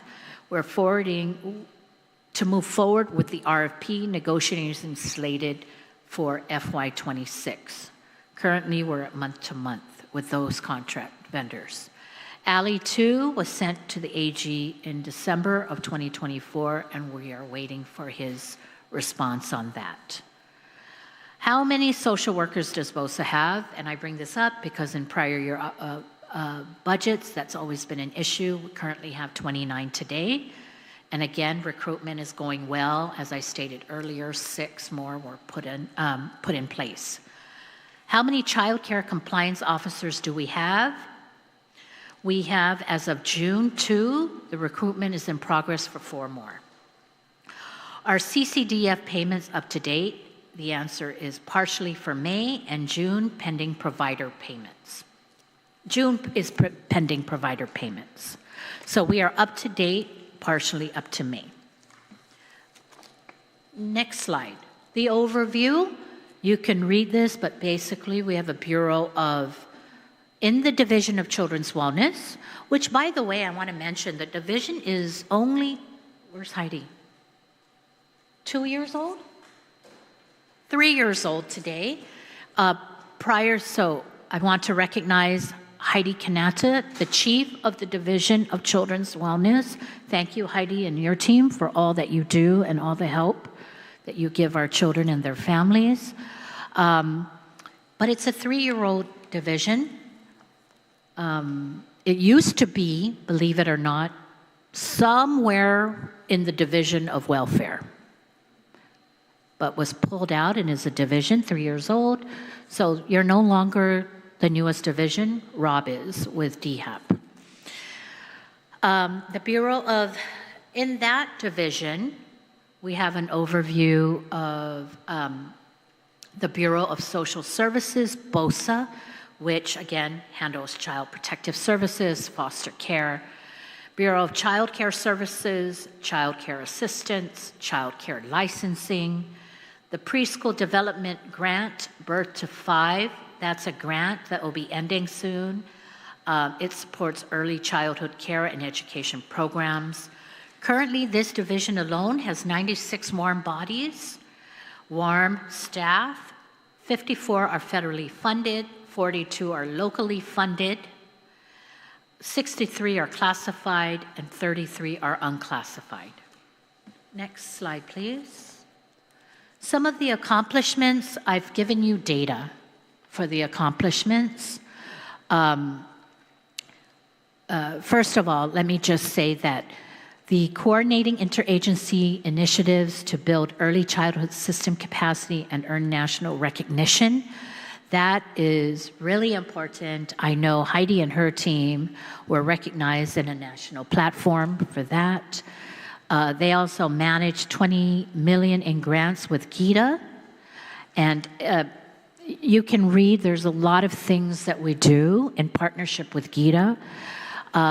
For the record, adoption, there's been 42 adoptions from April to June of this year.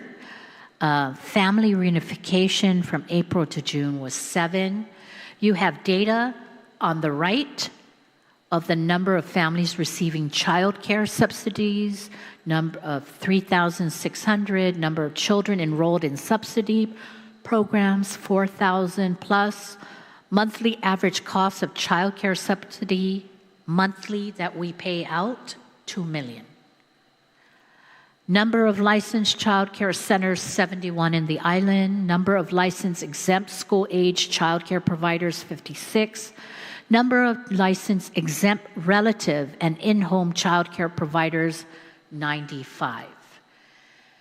On the BOSA side, and that is a CPS side, unfortunately, we've had 1,300 referrals for child protective services. Family service to prevent CPS intervention was 245. Number of children in CPS custody today is 661. I'm glad to say that's a little lower when it was hovering around 700, and I think previous year was close to 800. Number of children in relative care. So we not only have shelters, we put them in relative care, we put them in foster parents. Relative care is 359. Number of children in licensed foster homes, 127. Number of children in non-relative homes, 43. Number of children in group homes, 49. Number of children in other placements such as institutions or off-island, 83. the number of licensed foster homes, 91, and the monthly average cost of foster care maintenance payment is monthly is $403,000 as of June. Next slide, please. Some of the initiatives and ongoing projects that they're working on a daily basis besides their everyday work, but these are some highlighted big projects, is the alternative methodology completion to ensure fair child care subsidies. That will be completed in July. Comprehensive criminal history check with partnership with Judiciary of Guam. Thank you very much to the Judiciary for helping in that process. That's the fingerprinting. Joint Region Marianas Partnership that will expand child care option for military families beyond the fence. I am so proud of this. For the first time, military families can access child care outside, lifting the border of the fence and making sure some funding flows in and out of our, into our community. In the past, if you are a military family, you get childcare in the base. So that's really wonderful to know that we're looking at lifting that fence and making sure that we live harmoniously with our military families. Family Prevention and Reunification Center grant opportunity with GITA will be submitted in July. The application to secure foster care and adoption reimbursement through Title IV-E. Very important initiative that I talked about when I first came on board. For Title IV-E is very difficult to obtain. I know we're getting some guidance and consultation, but it is also pending the approval of our application for Title IV-B. So it's a long process, but one thing's for sure. I am confident slowly but surely we're going to get Title IV-E, and that's going to open the floodgates for more federal funding. And last but not least, the contract services for Guåhan, Ali 1 and 2, and Guma San Jose are things that we are constantly following up on. And that wraps up Division of Children. And last but definitely not least, is the Division of Senior Citizens, led by Chief Charlene St. who is here today. Thank you, Charlene, and your team for always taking care of our most vulnerable generation, our Manamko, very dear to my heart. I know children's division gets a lot of empathy, but there's something about our seniors that we need to ensure that the same kind of focus that we give little kids, we give our Manamko. Because the life cycle, they become like children who are very much in need of our help. They're just older, wiser, and took care of us when we were young. And so we go into the Division of Senior Citizens. Again, thank you, Charlene, St. Nicholas, and your team. Frequently asked questions. This is a division that takes care of home meals, home delivery meals, and we serve 474,000 meals in 2024 to homebound clients. In FY25, as of May, we have served 320 plus meals to homebound clients. Why is there an increase you will see in the contractual services?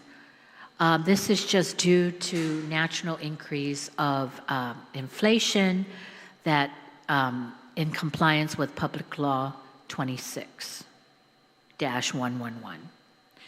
So this is the increase is contractual increase of staffing, cost of living, cost of goods. Does the Division of Senior Citizens pay family caregivers? No, currently it does not.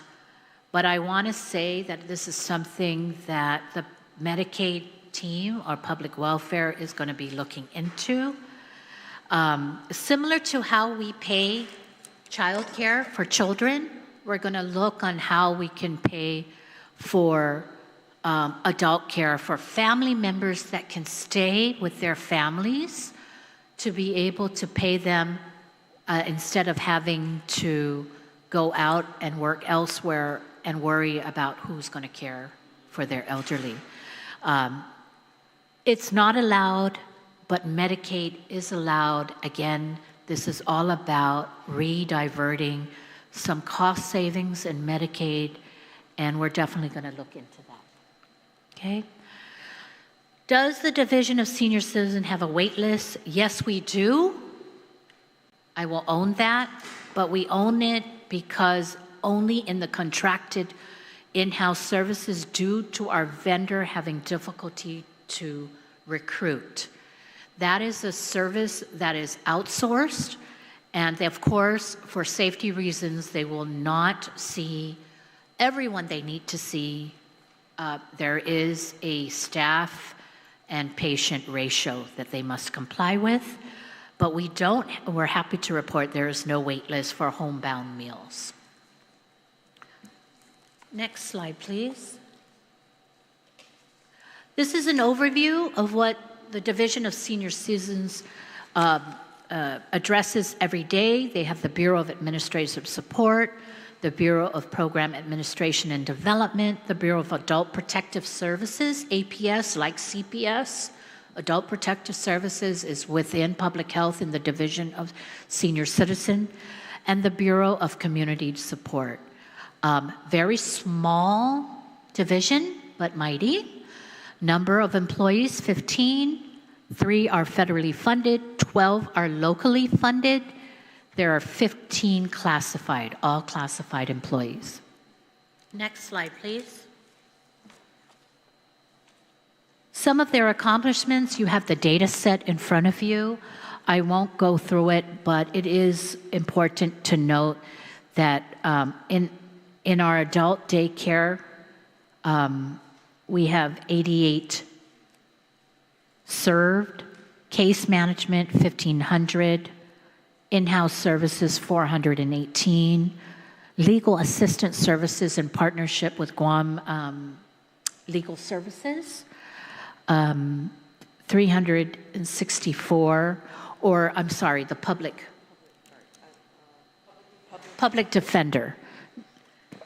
In partnership with Public Defender, we serve 364 thus far.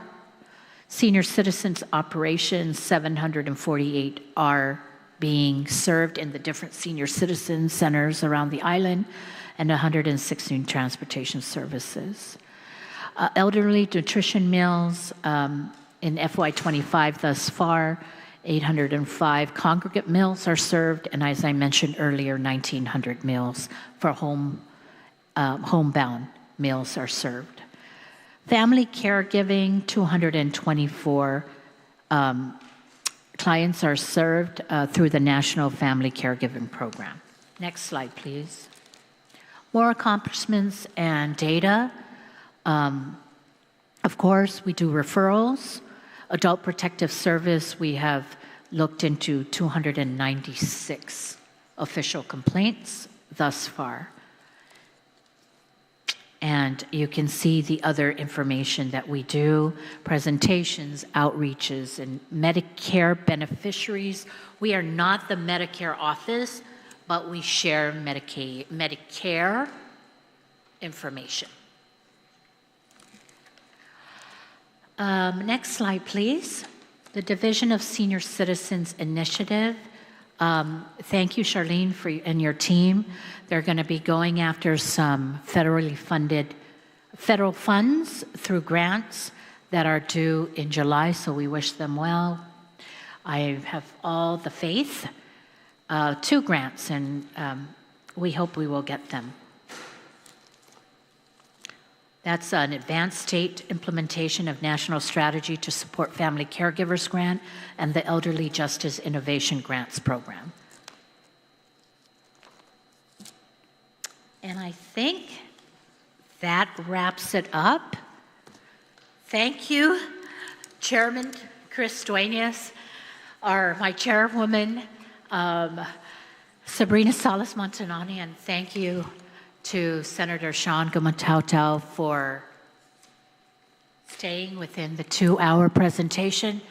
For the Department of Public Health and Social Services, as I mentioned, we are the largest line agency. And I know there's a lot of information. It's mostly, I tried to highlight what we did, what we're doing. I hope the frequently asked questions can help some of those questions and concerns from our senators as well as from the public. I just want to thank all the support that I've gotten from Senator Sabrina Salas and the 38th Guam Legislature thus far. I know I am asking for not only this budget, but I'm asking for consideration for an expansion of the small purchase increase so we can be more responsive, especially with regards to medication, as well as legal counsel. It's a lot to take in. I am very blessed to have very capable deputies. Again, Deputy P.J.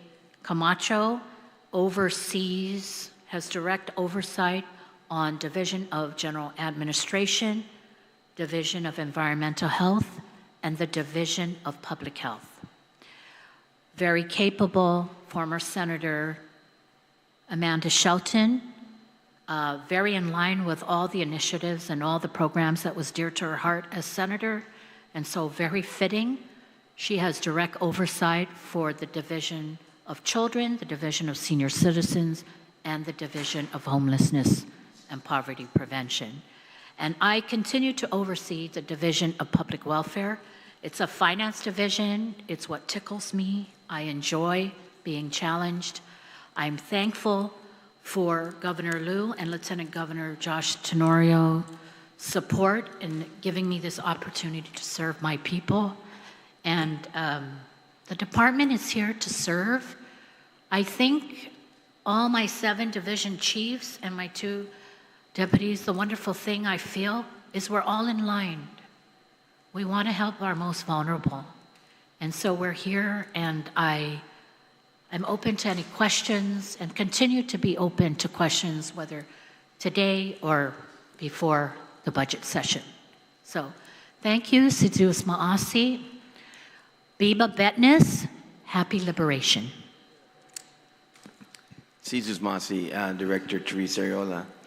So in all the public hearings we've had for the budget, if there was an award for most comprehensive presentation, it'd be a competition between you and GPD. Okay. But I think my colleagues might agree today that you've surpassed them by leaps and bounds. So we're a bunch of overachievers, but there's a lot of work to do. That's why. Yeah, absolutely. And when you look really, I mean, in terms of your aggregate of the population you serve, and you look at your federal match and your total, funding, this is a very appropriate presentation, given the fact that, you're basically, for all intents and purposes, depending on how we break it down, use of money and everything else, really upwards of 20, maybe almost a quarter of the government. And when we look at our total, services and service delivery to our people. So it's appropriate, and I think that it's very helpful too. I mean, if I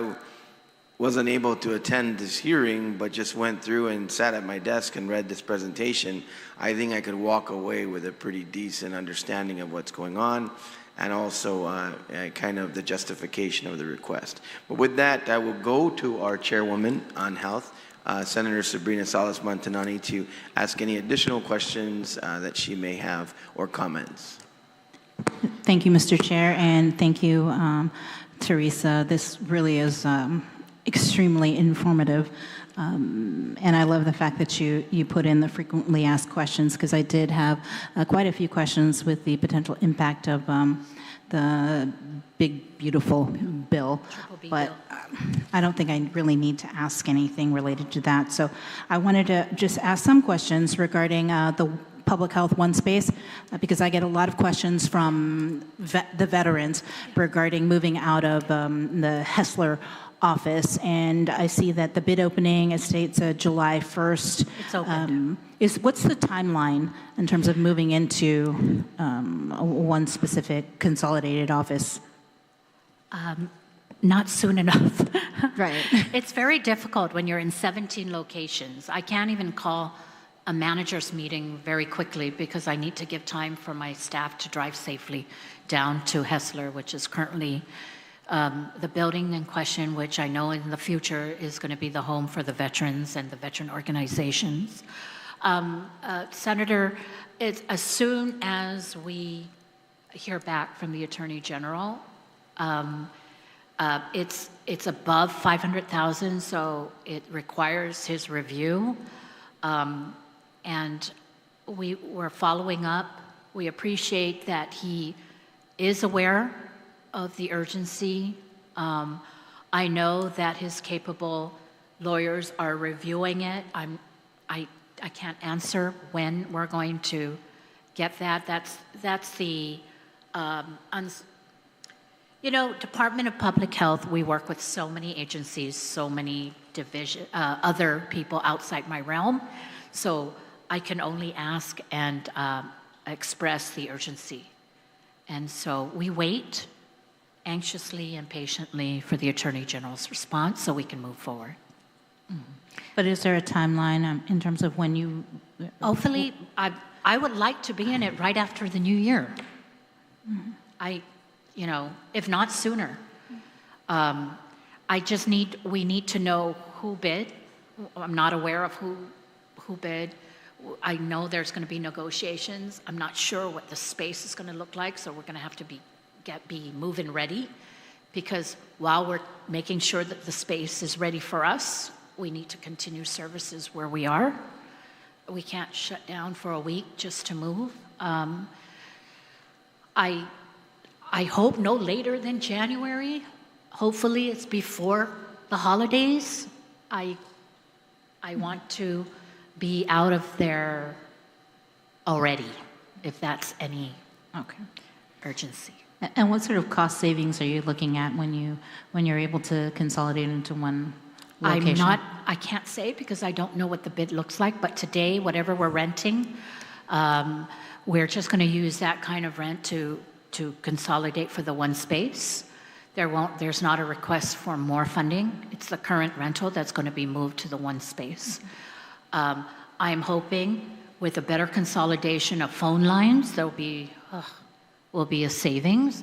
A better consolidation of just many things instead of multiple contracts for trash and phone and everything else. There's going to be a savings because it's going to be bundled. And in that bundling, it helps to ensure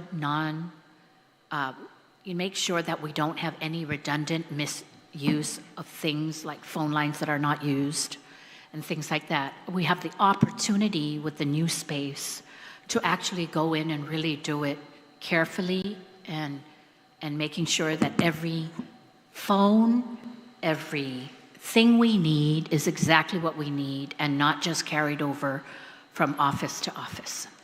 So I'm hoping there's savings. There should be savings. Follow-up to the Central Public Health Assessment. That's something that we've been waiting for as we head into July session, because we do have two bills, one from Senator Tina Muñoz-Barnes and one from Senator Terlahi regarding the Manila facility. But in your report, you mentioned that the complete assessment is expected by July 25th. This month. July 25th, this correct? month. Yeah. But I think in one of the documents that you sent me, it was July 18th. Is there? Okay. Why is there a difference? I think that's why I mentioned July 25th or earlier in the presentation. All I know is I asked Mr. Arreola, and he said it's still within his review, and we'll be getting it. I believe he said the 25th or earlier. But yes, I mean, if it's the 18th, He basically said, we're on track. So if on track means the 18th, then I'm sure he's going to get it to us by the 18th. Okay.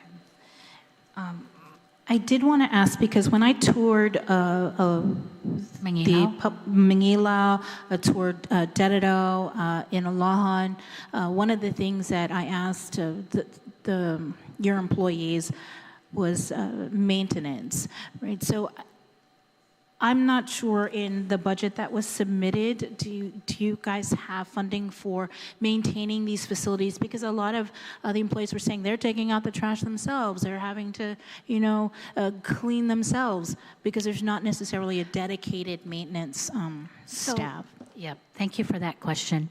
And staff does what they need to do. In the different locations that we're renting, our landlords should be taking out trash. And they do. I can't go through them. I don't know off the back if there's any landlords that are really not paying attention to the staff's requests on a daily basis. I'm not made aware. But I know it's part of there's some contracts, leases that include that. I know that in Hessler, there's dedicated maintenance there that come in regularly, weekly, take out the trash, clean the restrooms and things of that nature. But really, I don't know of the other contracts. I'm not very specific to the contracts, but I have to believe that most leases include some trash and things like that. Does anybody have any more insight to that?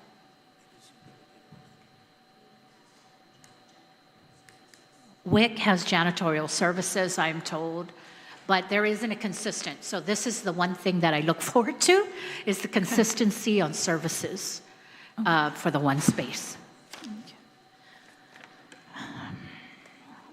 With regards to carryover funds, prior year lapses, do you have any lapses from this current fiscal year budget? Currently, we're tracking about $132,000 worth of lapses that I'm working through the Department of Administration.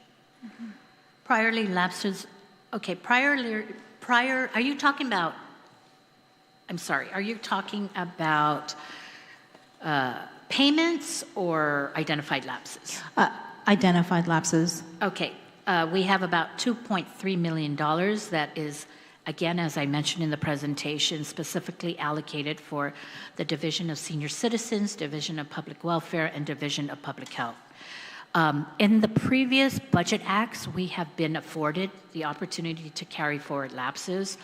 I beg this legislature to allow us to do that because there's some earmarks already for those lapses.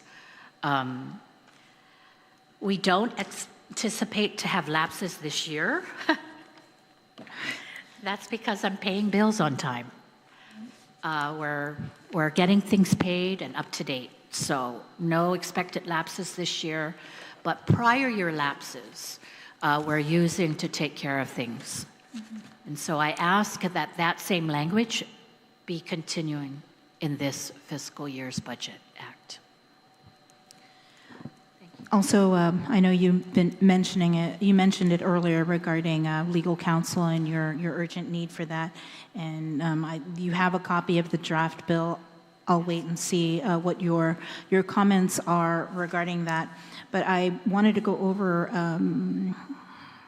these contracts that you mentioned during your presentation regarding the IGM, the OLLI Shelter 1 and 2, and have you had any kind of conversations with the Attorney General's office in terms of the delay? I mean, February of 2024. I mean, I wasn't in the legislature in February 2024, but the fact that it was sent to the Attorney General, and wondering if you have any kind of update on why. I actually have a direct line of communication with the Attorney General. Okay. I often ask him to follow up with contracts that have been sitting for a while.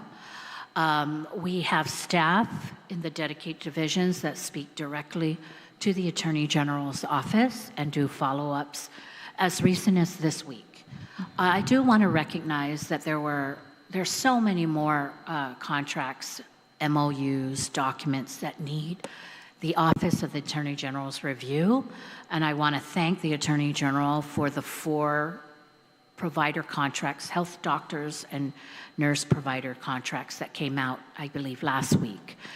I appreciate the fact that they're working diligently at their best capacity, but I think given the amount of money that this department receives, given the amount of contracts, MOUs, documents that need reviewing, I think it warrants this large line agency to similarly have its own attorney housed with us, not only for these contracts, but twofold. We used to have a contract attorney for the HPLO, the Health Professional Licensing Office. We no longer have that. The boards and the boards are clamoring, asking me, when can I get that? And so that used to be assigned by the Attorney General's office. I'm not quite sure why there hasn't been an assignment. I have to believe and expect that it's because of the limited number of lawyers that the AG's office has.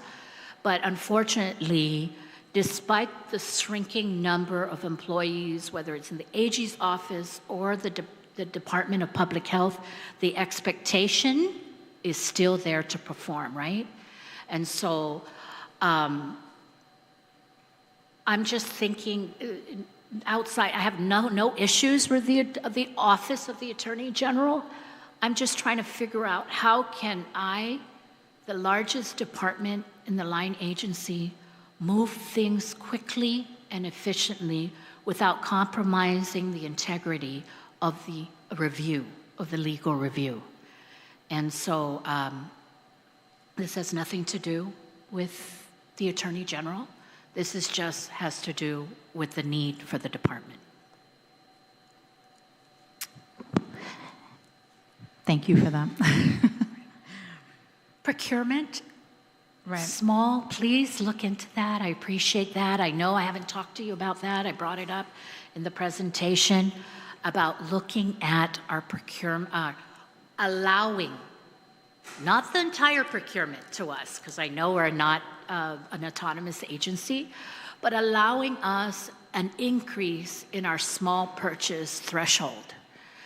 I can't even begin to tell you how frustrated our clinical team is when we can't buy drugs right away.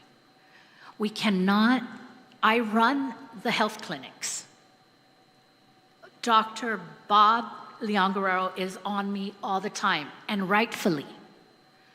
The clinic, the Community Health Clinic Board, led by former Mayor Savares, they talk to me all the time about the procurement delays of medication. We cannot respond to the needs of our community if we're waiting for IFBs and things of that nature to come out.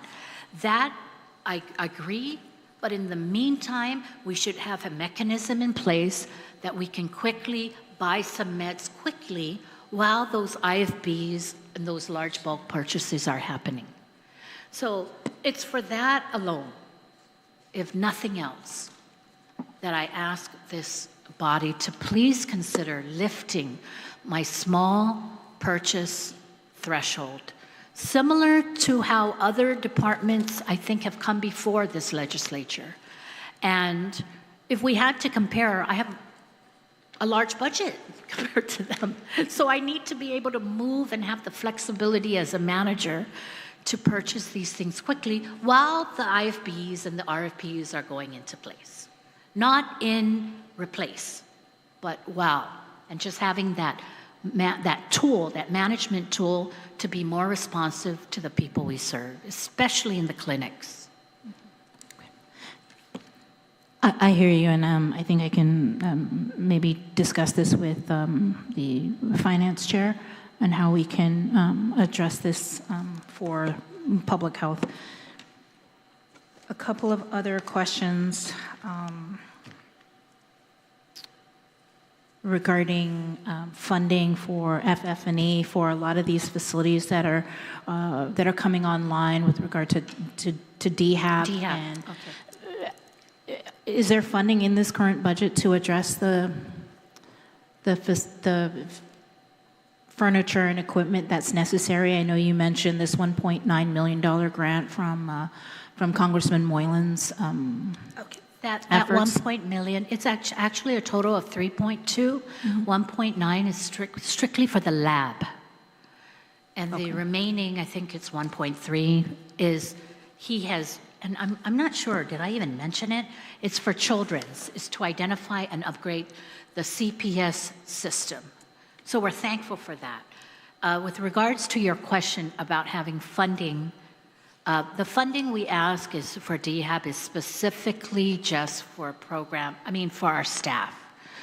As you could tell, I think in your notes, the notes I gave you, you know who purchased it, and that's their, whether it's DOA or GURA that purchased these sites. But with regards to funding for furniture and equipment. Right. And also maintenance, right? Yeah, we haven't, these things are coming online, and so we haven't really addressed that. There is, I don't believe there is. Do we have? For furniture maintenance and all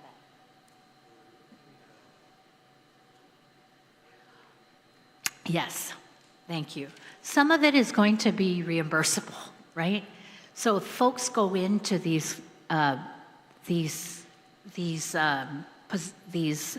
apartments and the assisted living, we're looking at them tapping their ability to pay, whether it's through the Medicaid space.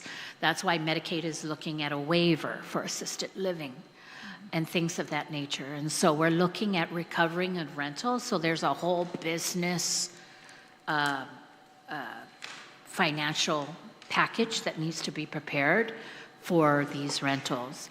With regards to furniture, I don't have the request included in the budget. I would need to get that cost to you. Okay. Yeah, I mean, you can understand, our concerns. I mean, it's one thing to hold a ribbon cutting and open it, we've got the cameras there and it's so great, yeah, we're doing this. No. But in terms of putting people in there, maintaining it, Right. I mean, that's, to me, is the real big issue. It's like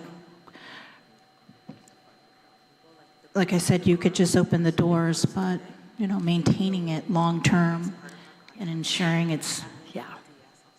Let me just share. Thank you.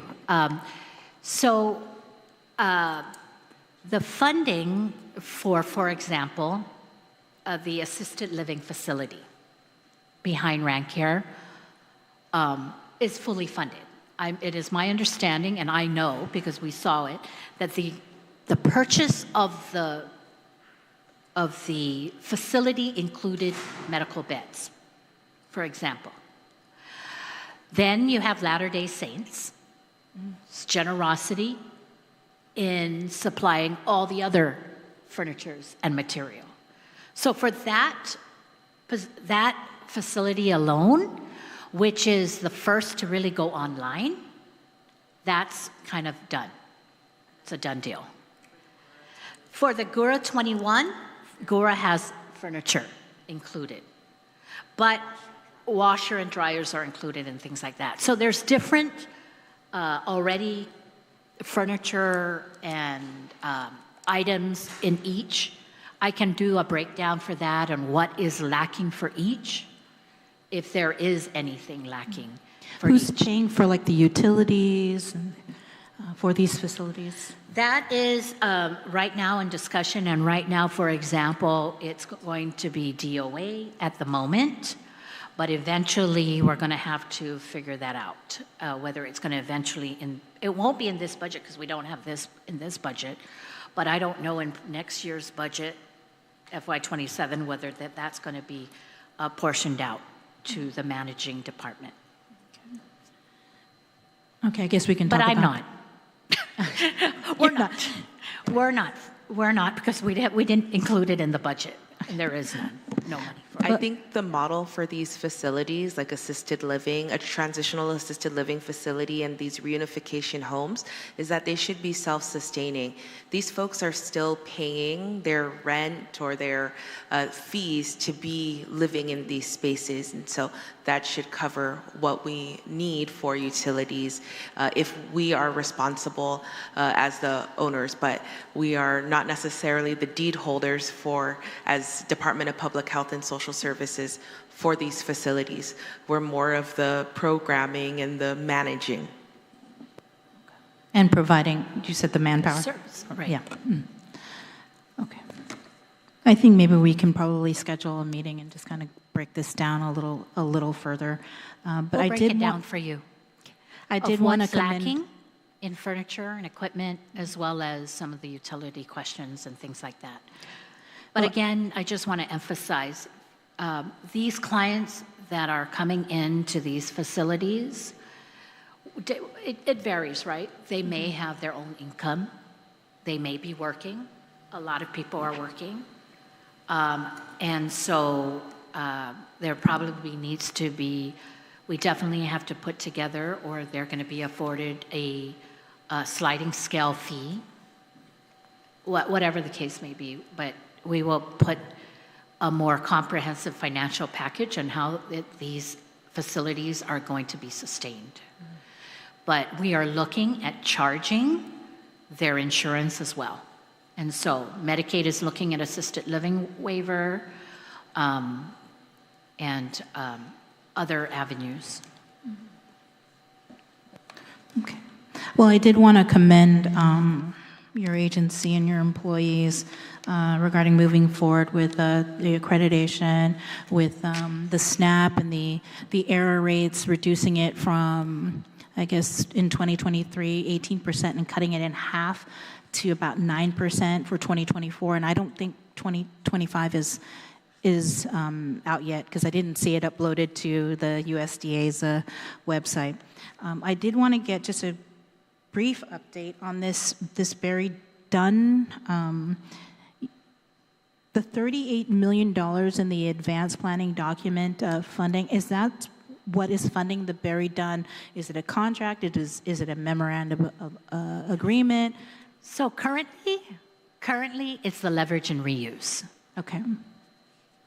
So the leverage and reuse from West Virginia currently is allowing us to work with Barry Dunn, who's the Medicaid consultant for West Virginia, as well as work with SGRX, the pharmacy benefits manager, which is a leverage and reuse with West Virginia, as well as the USVI. So currently, there are current contracts that are in place that are waiting for our future need for them, and that's in the Attorney General's office for review. So, however, funding, right? So we want all these things, and I know I want all these things, everybody wants, and I'm trying to figure out how to pay for these things, but not on local dime. Unfortunately, we can't get away with not putting some investment in, but through the APD process, I was able to get CMS to approve that the majority, anywhere between 75% and 90% of our PMO, which is Barry Dunn, and all the other vendors that are going to come online right now is SGRX for Pharmacy Benefits Manager, and whoever we apply for the eligibility enrollment, for the data hub, for the interoperability between agencies, whatever those contracts are in place that are blessed by CMS will be paid with the majority of federal dollars through the APD process. The APD process is a means of getting more federal dollars to Guam. So as we apply for things as we want to do things, we seek an APD to pay for it. But we can't get 100% APD because there's always a little bit of a financial investment in the local government, the local share.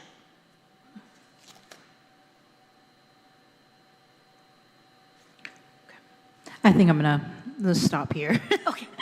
Yeah, it's a very, very... We can talk with you. CMS is coming. We can talk. We'll meet with you. They can explain a little bit more. It takes... I've been engrossed in this since June of last year. And the Medicaid space is very, very complex. But it's a financial space.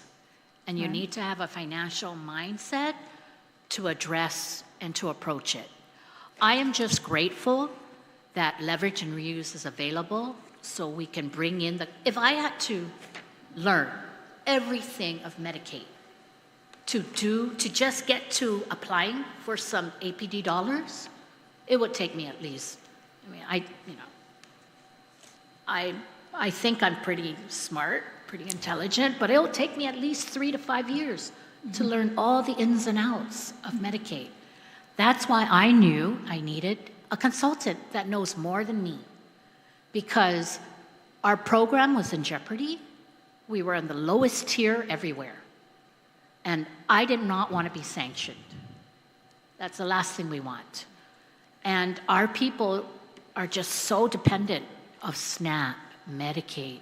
We're just so dependent on a third of our population, a third.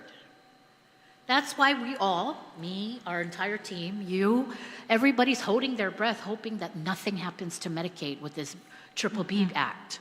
So I'm grateful, at least, that nothing is going to touch it this year and next, or this coming fiscal year. There's going to be some adjustments on eligibility, and we will have to quantify and qualify those impacts. Because some people today who may be qualified in 2027 will not. And where do they go? If their condition, if their financial status in life hasn't changed, they're going to go to the MIP role. And MIP is 100% locally funded that the legislature funds. So, yeah, we're nervous about that, but hopefully it's not going to be as much. We have time between now and 2027 to really, really identify that specific impact and see what we can do to get these people's lives stood up in a more sustainable manner. So maybe they don't need so much, maybe they won't be in a situation to need so much support. That won't be there for some of them in 2027. So very scary, but at least we have some time to figure it out and try to help them mitigate that impact in their lives. Well, thank you, Mrs. Arreola. Peter John, Senator Shelton, I look forward to continuing to work with you on this proposed budget, as well as on the legislation regarding legal counsel and the small purchases. So thank you. Thank you so much, Senator, for your support. Senator Sabrina Salas-Montanani. So, Therese, can you go ahead and forward to OFB and, of course, the Senator Montanani's office? What's your, kind of your how would I say this? Your demonstration of need and also what you're asking for in terms of the small purchases. Okay. Like you said, we have done it there's a proposed bill now for mayor's council up to 500,000. There, okay. So they've been all over the place. Proposed bill. Yeah. So for the proposed bill, can you give us an amount and kind of your statement of need? Because that will allow us to draft the legislation. I think I'd be hesitant to put it in the budget because the Budget Act, unless you codify it, but it might work. But if you give us something fast enough, and maybe we could put it in miscellaneous provisions, I'll seek legal counsel on that and the like. But if you give me that, that information, then it will help. Absolutely. But it will certainly help us in drafting the legislation. I'll do it right away. We'll do it right away. Yeah, because like I said, it absolutely sounds like, it sounds ridiculous and it sounds like it needs to happen, because it's got to be so frustrating to have a pot of money sitting there and have an immediate need and not be able to do that. And like you said, you're running that parallel with your other procurement, so you're not really supplanting it. No. But you're in a situation whereby, you know, if you're on this train here but you need something, and you know, it doesn't run the whole gamut of the full procurement.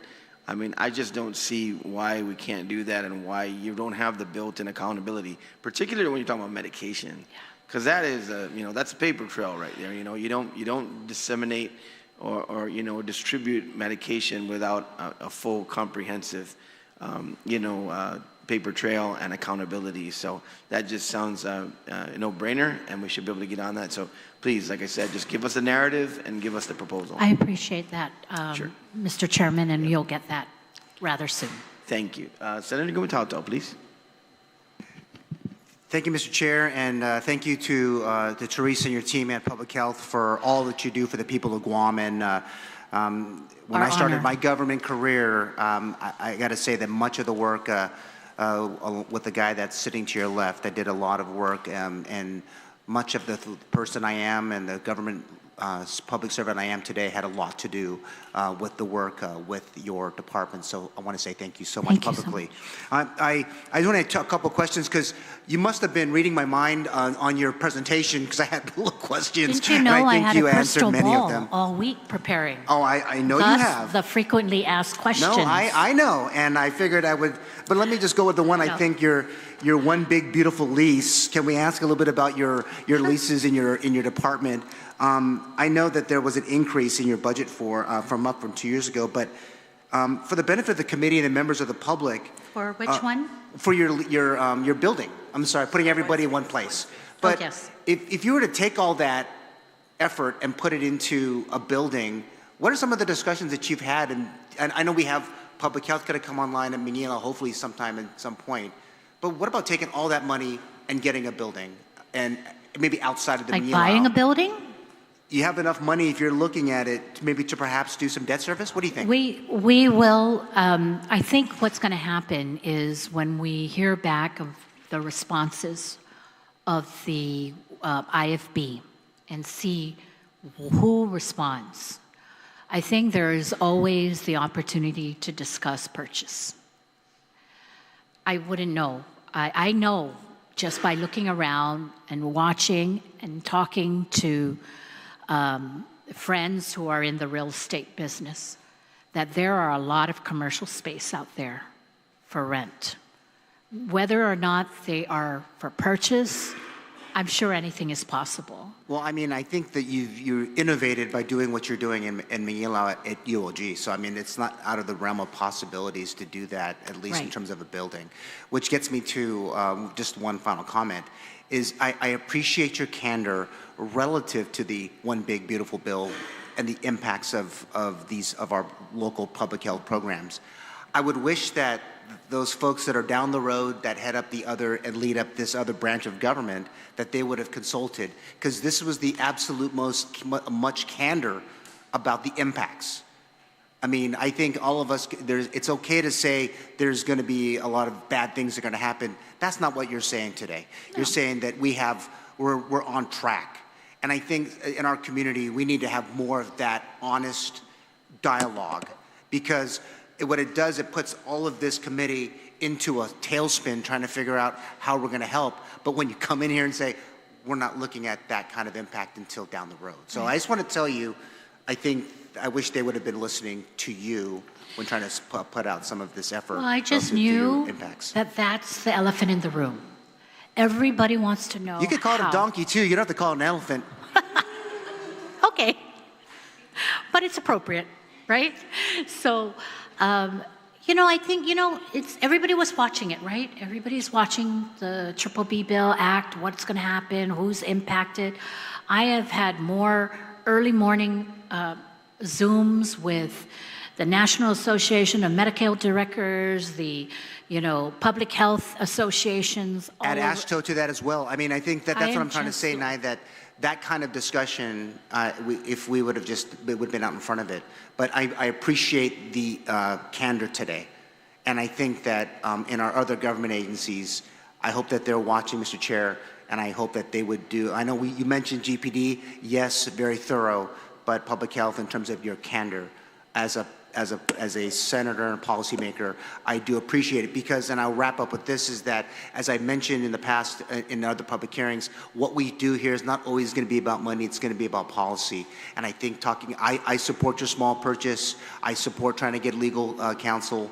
I can say that in advance. I have not even seen the statute, but I think that we need to give you, the biggest line agency in the government, the help that they need to do their jobs. Okay? And so thank just you thank so you. much. Thank you so much. And and- I will be always, I will always be as, I will always be honest and tell you how it is. I mean, there's no skin off my back. Oh, no, and I do And so appreciate that from all of you. And I just believe it's been my nature and how I live my life.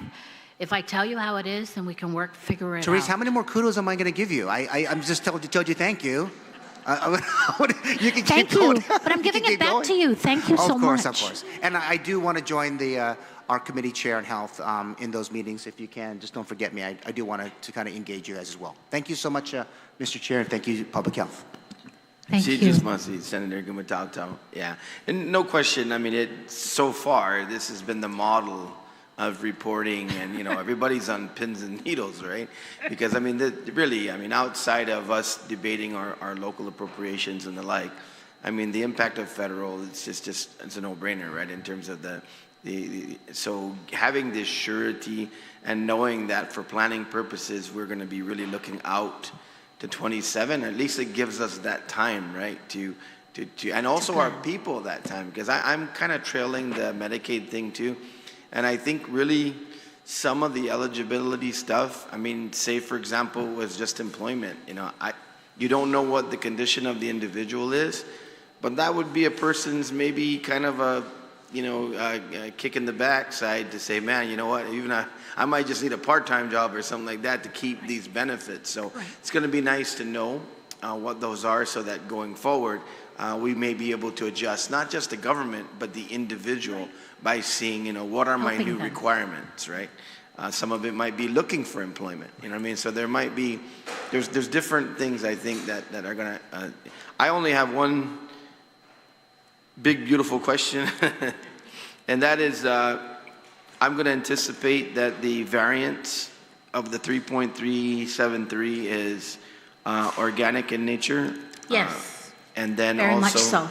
Yeah, and then is this also the financing for the conversion from OHAP to DSOP? Yes, it includes Yeah. includes the divisions, the new divisions budget. Okay. That's what I was contemplating that this was about. So other than that, it's basically, and there's no disparity between the governor's request and your request. And so that's what I figured was Medicare, or not, excuse me, health insurance as well as retirement. Correct. Benefits. And so, okay. Well, good enough. For me, I think this is kind of easy to take a look at. I know there's going to be some other things and proposals that may affect this down the line. I think that you're probably in a much different position as you showed your inverted position. You don't see a lot of 90-10s with the 90 federal and, 90 in terms of distribution, and then of course 10% operational. And obviously it's very clear that whatever might happen down the line to your 100% federal, will be based on your elasticity as well in terms of what budgeted vacancies and things for individuals. So I see that as being pretty straightforward. So with that, I really just want to thank you, Therese, once again. Like I said, it's a slog to get through, but it's very valuable information, and I think it really facilitated our hearing today. And so, yeah, anything else? No. I just want to thank you and my oversight chair, Senator Sean Gumatautau, Vice Speaker Again, the four of you, for being present and for listening to our presentation. A lot of work has been put in to make sure there's major transparency in the presentation. So thank you to those who attended and thank you for your support. Again, we're always here to answer any questions, follow-up meetings, and so thank you very much, and again, have a great weekend, and happy Liberation. And to you as well. And PJ Camacho, thank you also for your... I'm so sorry. I think Yeah. I said again, and it really should be Vice Speaker Tony Atta. Correct. I was going to do that towards the end, but yeah, thank you for doing that. Yeah, I'm definitely. corrected. Yeah, we are, you know, and I know many will be reviewing this. We are in the season of recognizing, you know, the sacrifices of our people and the liberation season with the memorials. So it's very understandable that some of our colleagues, you know, had that commitment prior. But, you know, this, like I said, I know they will review and we'll prepare them as well with what's been put forward. But yes, we thank the Vice Speaker and others that had been able to join us earlier to at least get the overview from the beginning, and we'll brief them as needed. PJ, thank you for your decades of service and your continued service, your invaluable service in terms of being able to advise, you know, the Department of Public Health and Social Services. And Senator, congratulations. I'm sure you're a resource to the director and to the people within the department. And so thank you also for being here today and helping us through this. So with that, my final statement every time is this will conclude this morning's budget hearing on Bill 44-38 COR. Relative to the Department of Public Health and Social Services, the committee will continue to accept written testimony on the bill within 7 calendar days from today, which may be addressed to myself, Senator Christopher M. Dueñas, as chairman of the committee, and mailed to 163 West Chalanzontepapa in Magaña 96910. You may also send your testimonies to my email at senator.dueñas@guamlegislature.gov. This morning's budget hearing is now adjourned, and the time is now 6 minutes before lunch, 11:54. Sigus Masi.